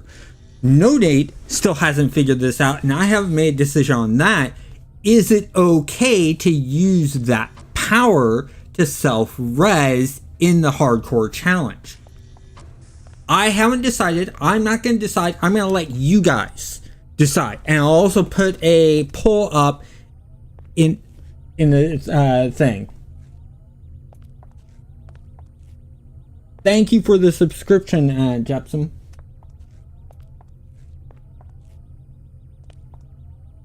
Oh, you stream on Twitch? I used to stream on Twitch, but I prefer to stream here on YouTube because of the replay capabilities, and it stays up forever, and people can comment on the video after the fact. So it keeps the conversation going even after the stream has ended. And it builds more, YouTube has more community features, and that's what I'm all about. I'm about building a community. And so that's the reason why I stream on YouTube. I've tried getting back onto Twitch, but for some reason it is not letting me back on. I've tried to do the reset of the password, and it's not sending me the confirmation email or anything like that, even though that the email address on and everything is correct.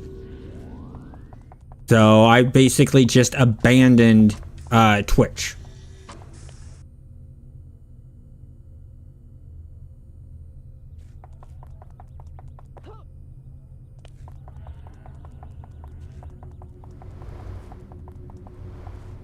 Plus, there's also more connectivity things here on YouTube. I can have my online gaming store connected to my YouTube channel, and it can show us a banner. If I wanted to, during these live streams, I could have a button show up on the screen that you could click on to purchase merchandise and stuff like that. But I'm going to do that only on rare occasions. I do not plan on making that a constant thing. The channel is not here to be heavily monetized.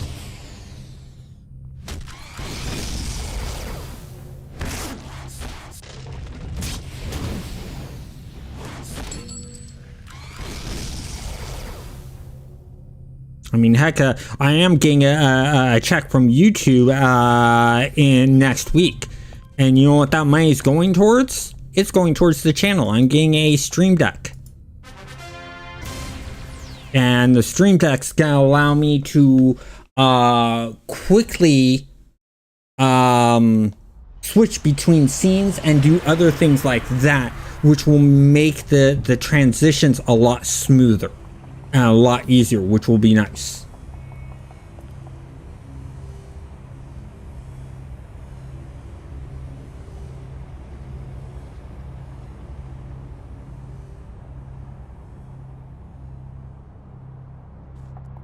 You know what? I agree with you on that. And I'll see what others comment, but I see your point on that.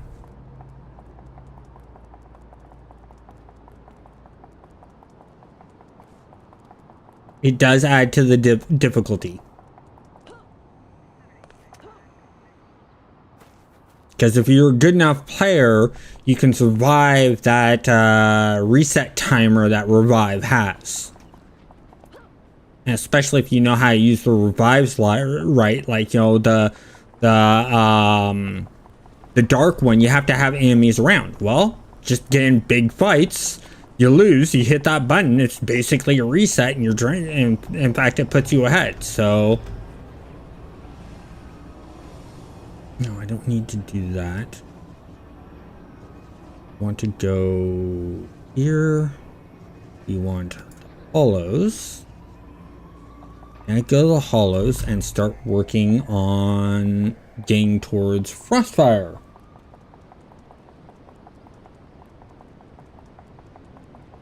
And just to let you know, I will be streaming City Heroes again later on today at 6 p.m. I will be playing on a different server, just leveling up a character that the community helped me build. And I'm going to get that character to 50. Once I get that character to 50, I jump on a different server, create a different character based off of what the community recommends, get them to 50, and then switch servers again. And that I do that to show you guys what the different servers have to offer.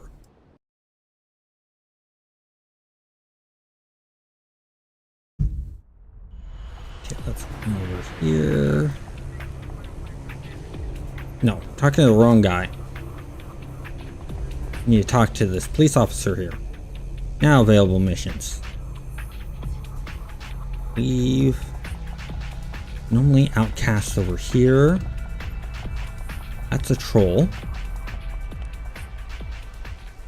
Skulls. Hellions. Lost. Skulls. Those are skulls. Lost. Ooh. Here we go. Before they can even do a shot. Look at that. That's cool. That's how you handle that situation. You only need 3 more. Lost. Aliens.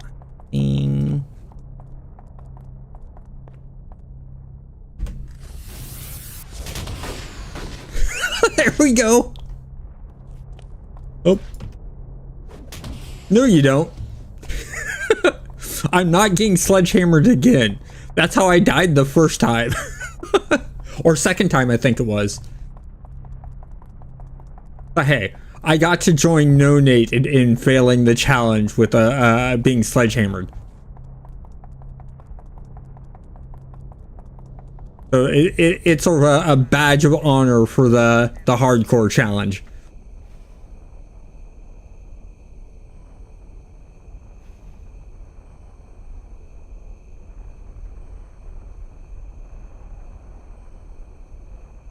Eve and trolls will be along the way of talking to her. She's up on that hill.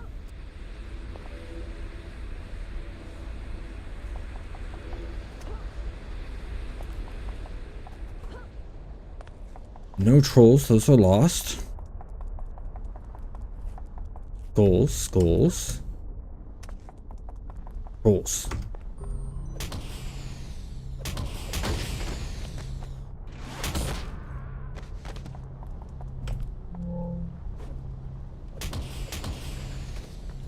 That one. More skulls over here. Or...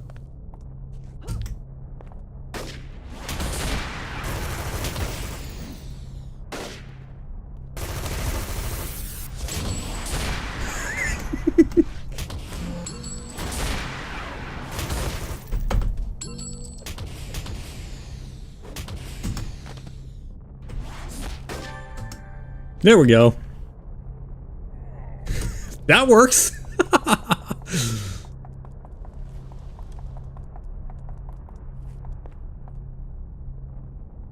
Double missions. That go okay.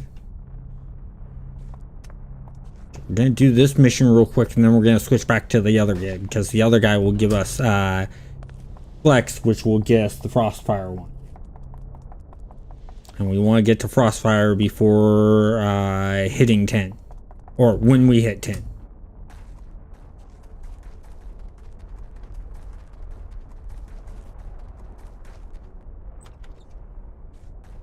That way we can have our resistance to holds.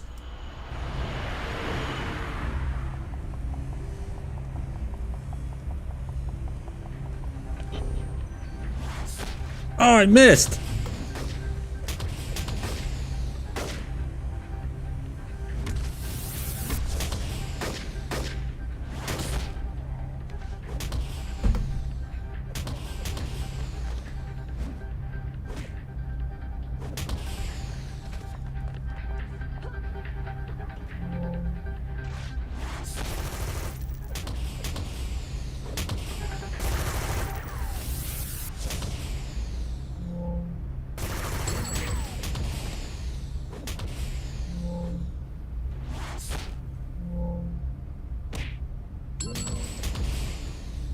Let's rest up some. Used up a lot of endurance on that. But it was well worth it. Good fights.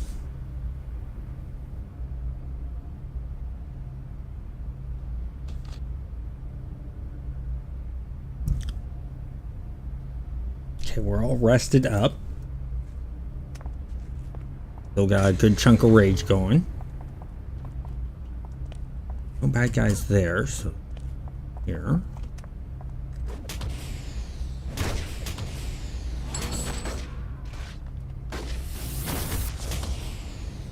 Missed on that one. Definitely want to get some accuracies on our whirling hands.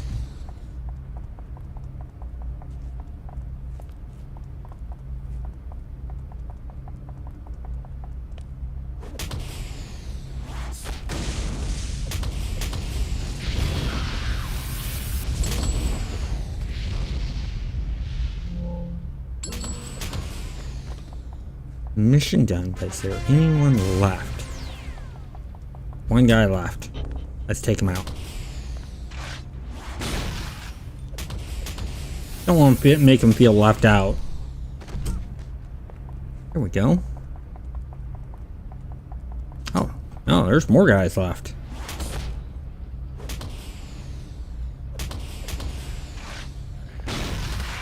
Ow.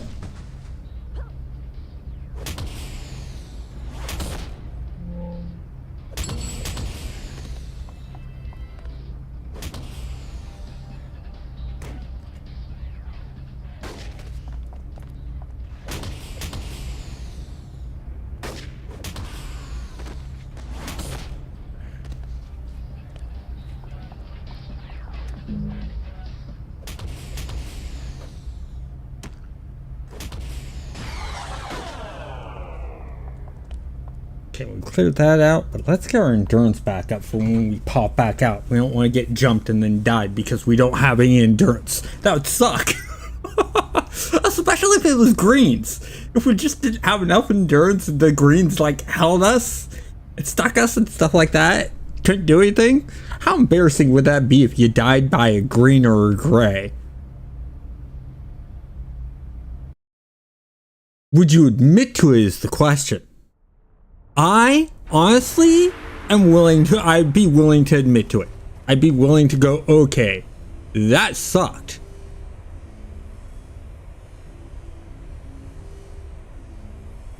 Okay, got that.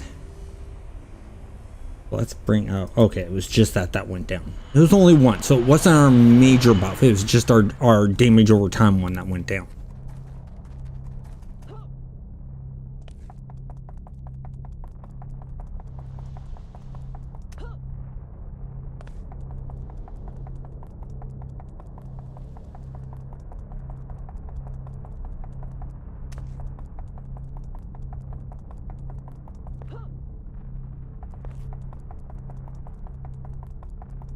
There it is.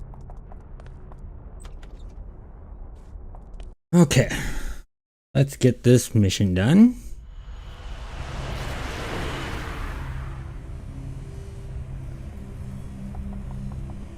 I hear glowies.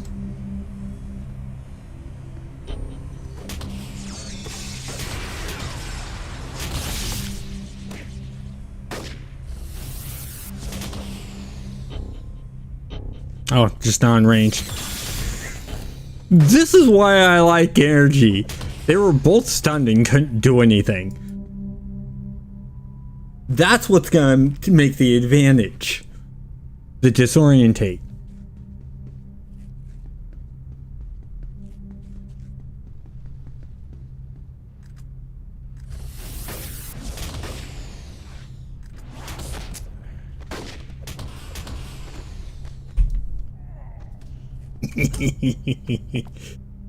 I love it.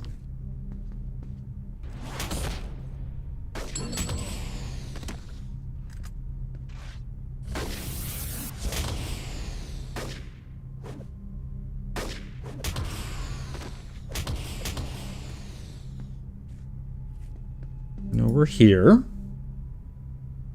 Oh.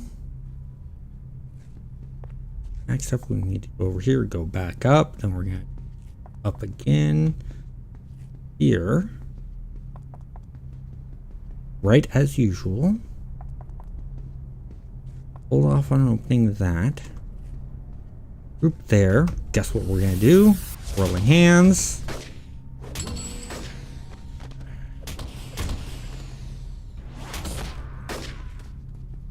Quick, easy.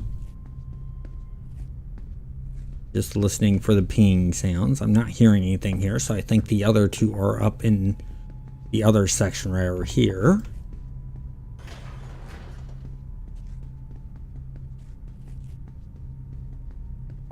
There we go.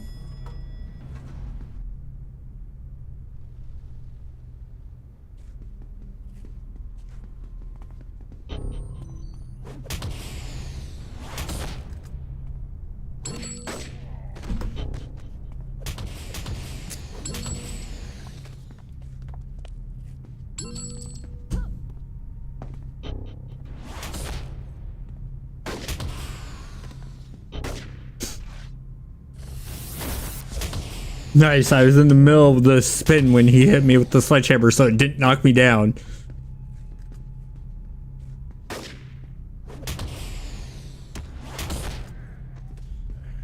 Wow, they're just all coming out of the woodworks to get me, aren't they?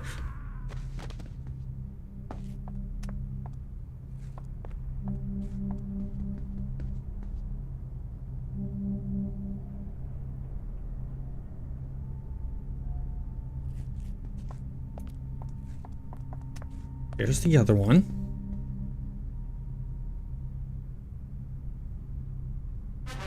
Okay, got all those. I'm gonna clear out the mission. Unless they already came all at me at once, and that's how it got cleared out.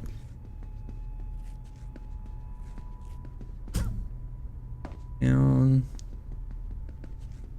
Okay. Nothing in here. Yeah, they all flocked to me. That's great. That made life easy. Head to the second one.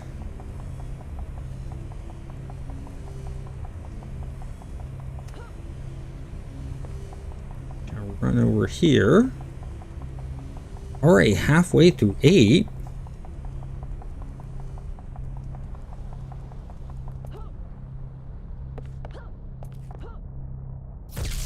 Oof. Shooting their RIC-T weapons at us. Never fun. I guess it's better than being Tesla caged. And right over some purple skulls.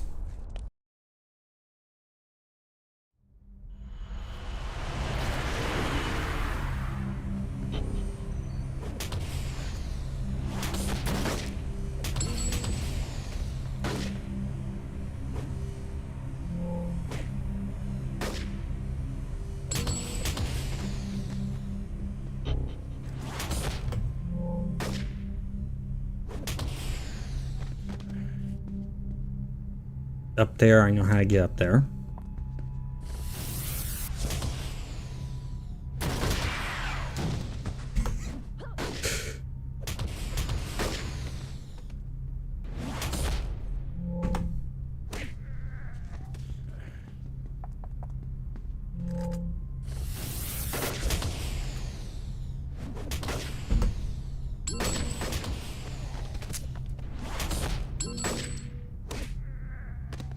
That worked out.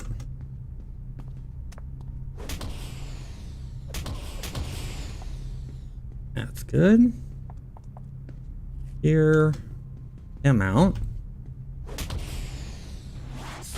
Oh, it missed. Found the key.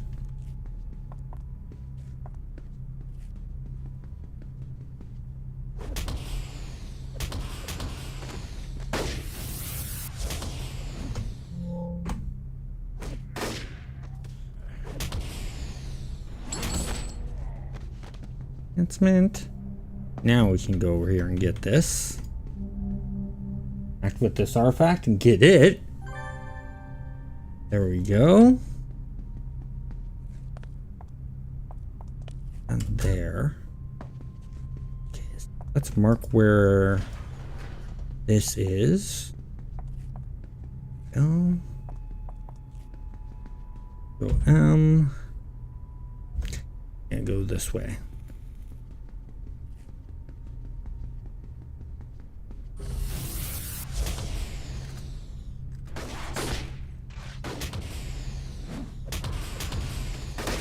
I want the guy with the sledgehammer down first.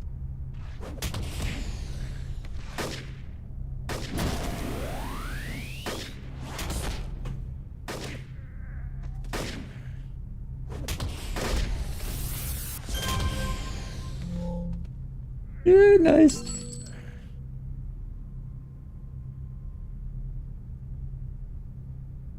Hey there, Glooming. How's it going?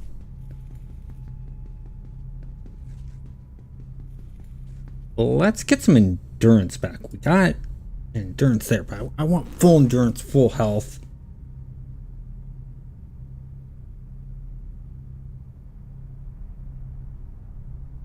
Arachnos Widows. Oh, I want to get Arachnos Widow just for the fact that they get claws and then they can shoot those claws out. It's just so cool. It's a cool concept. I just wish on some servers they let you customize the full look of your Arachnos Widow. On other servers you have to keep the look of the Arachnos Widow. I prefer being able to freeform the look of your Arachnos Widow.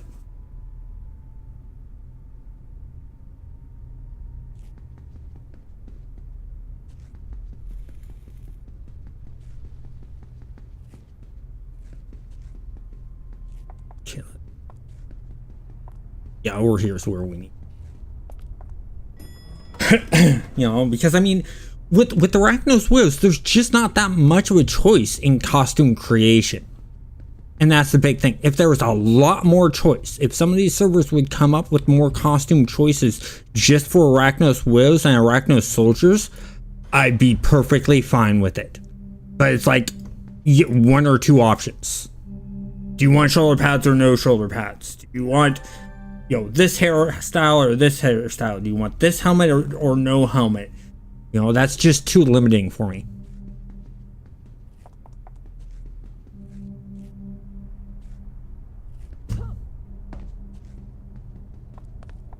Other than that, I like Arachnos Widows.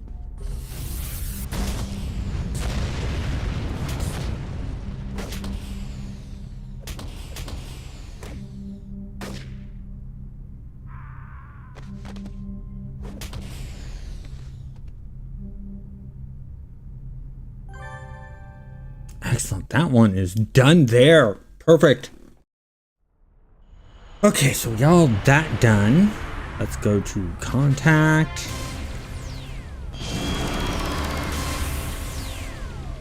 There's Felix.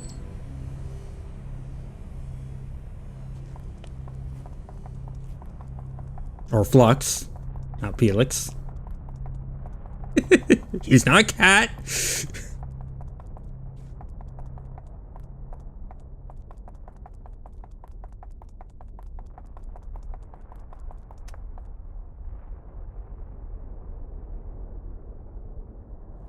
Oh, time pistols. Yes, time manipulations and dual pistols. Fun combo.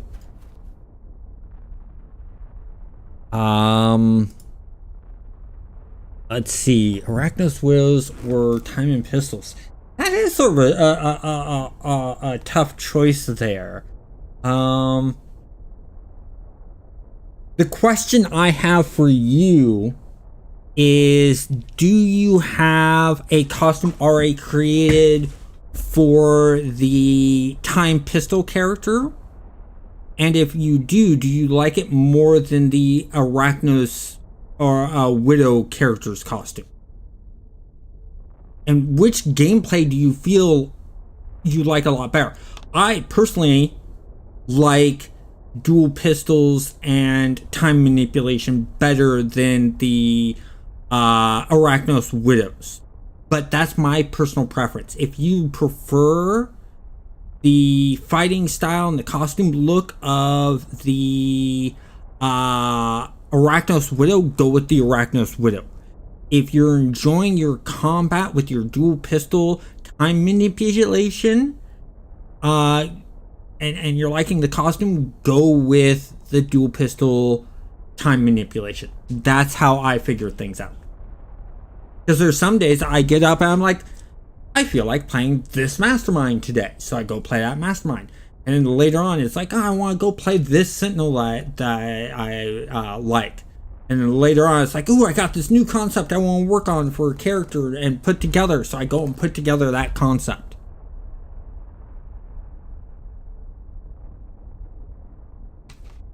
At any given moment, I play what interests me unless I have a video guide that I'm working on. You know, like the video guide I did today of the best to worst travel powers in City of Heroes. I spent all day yesterday getting that all set up and then recording the video for that and then recording the audio for it and then going through and editing and then creating the concept for the thumbnail that I had in my head. And so that's more work, but I was still having some fun doing that. But on my off time, I just play wherever I'm at the whim of playing, and that's why I don't have that many level 50 characters, is I'm jumping from character to character, and I have no one to blame but myself. But who cares? I'm enjoying my time in the way I'm playing, and that's all that matters. No one else can tell me I'm playing wrong, because I'm having fun. As long as you're having fun, and you're enjoying the game and it's not interfering with anyone else's gameplay, then you're playing the game correctly. There is no correct one way to play a game.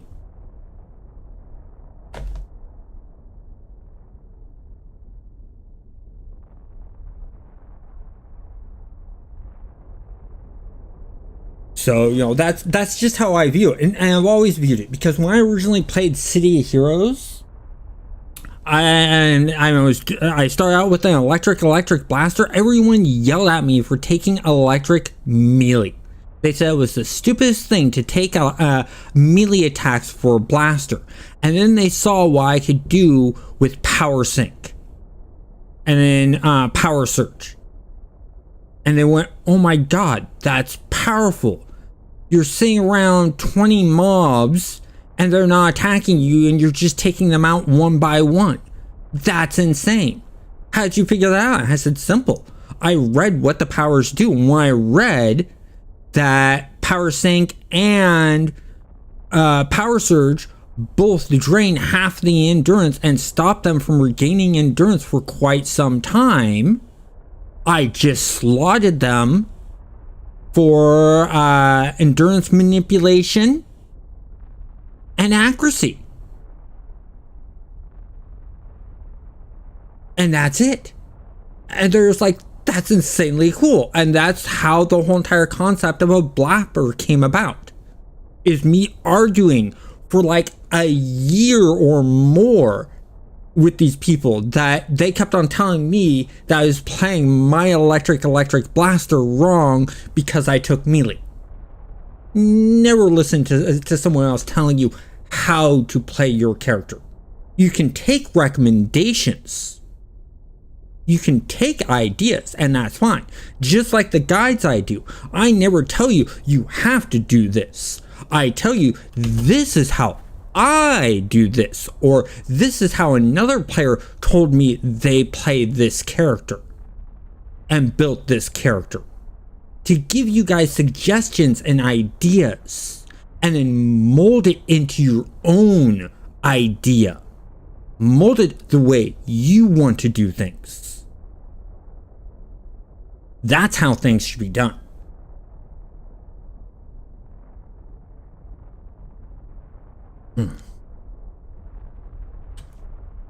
Anyways, it's 4:11.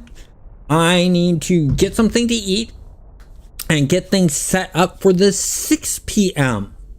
live stream. The 6 p.m. live stream, once again, is going to be the community made hero that I did on Thunder Spy. So If you're subscribed, make sure you have that notification bell on so that you're notified when the 6 p.m. time happens. If you're not subscribed, subscribe. And also, I post an hour before when I'm about to go live. I also post it on all of the Discord servers for City of Heroes, along with my own Discord. It pops up. As a reminder, I want to thank you guys all for watching, and you guys have a great day if I don't see you later tonight.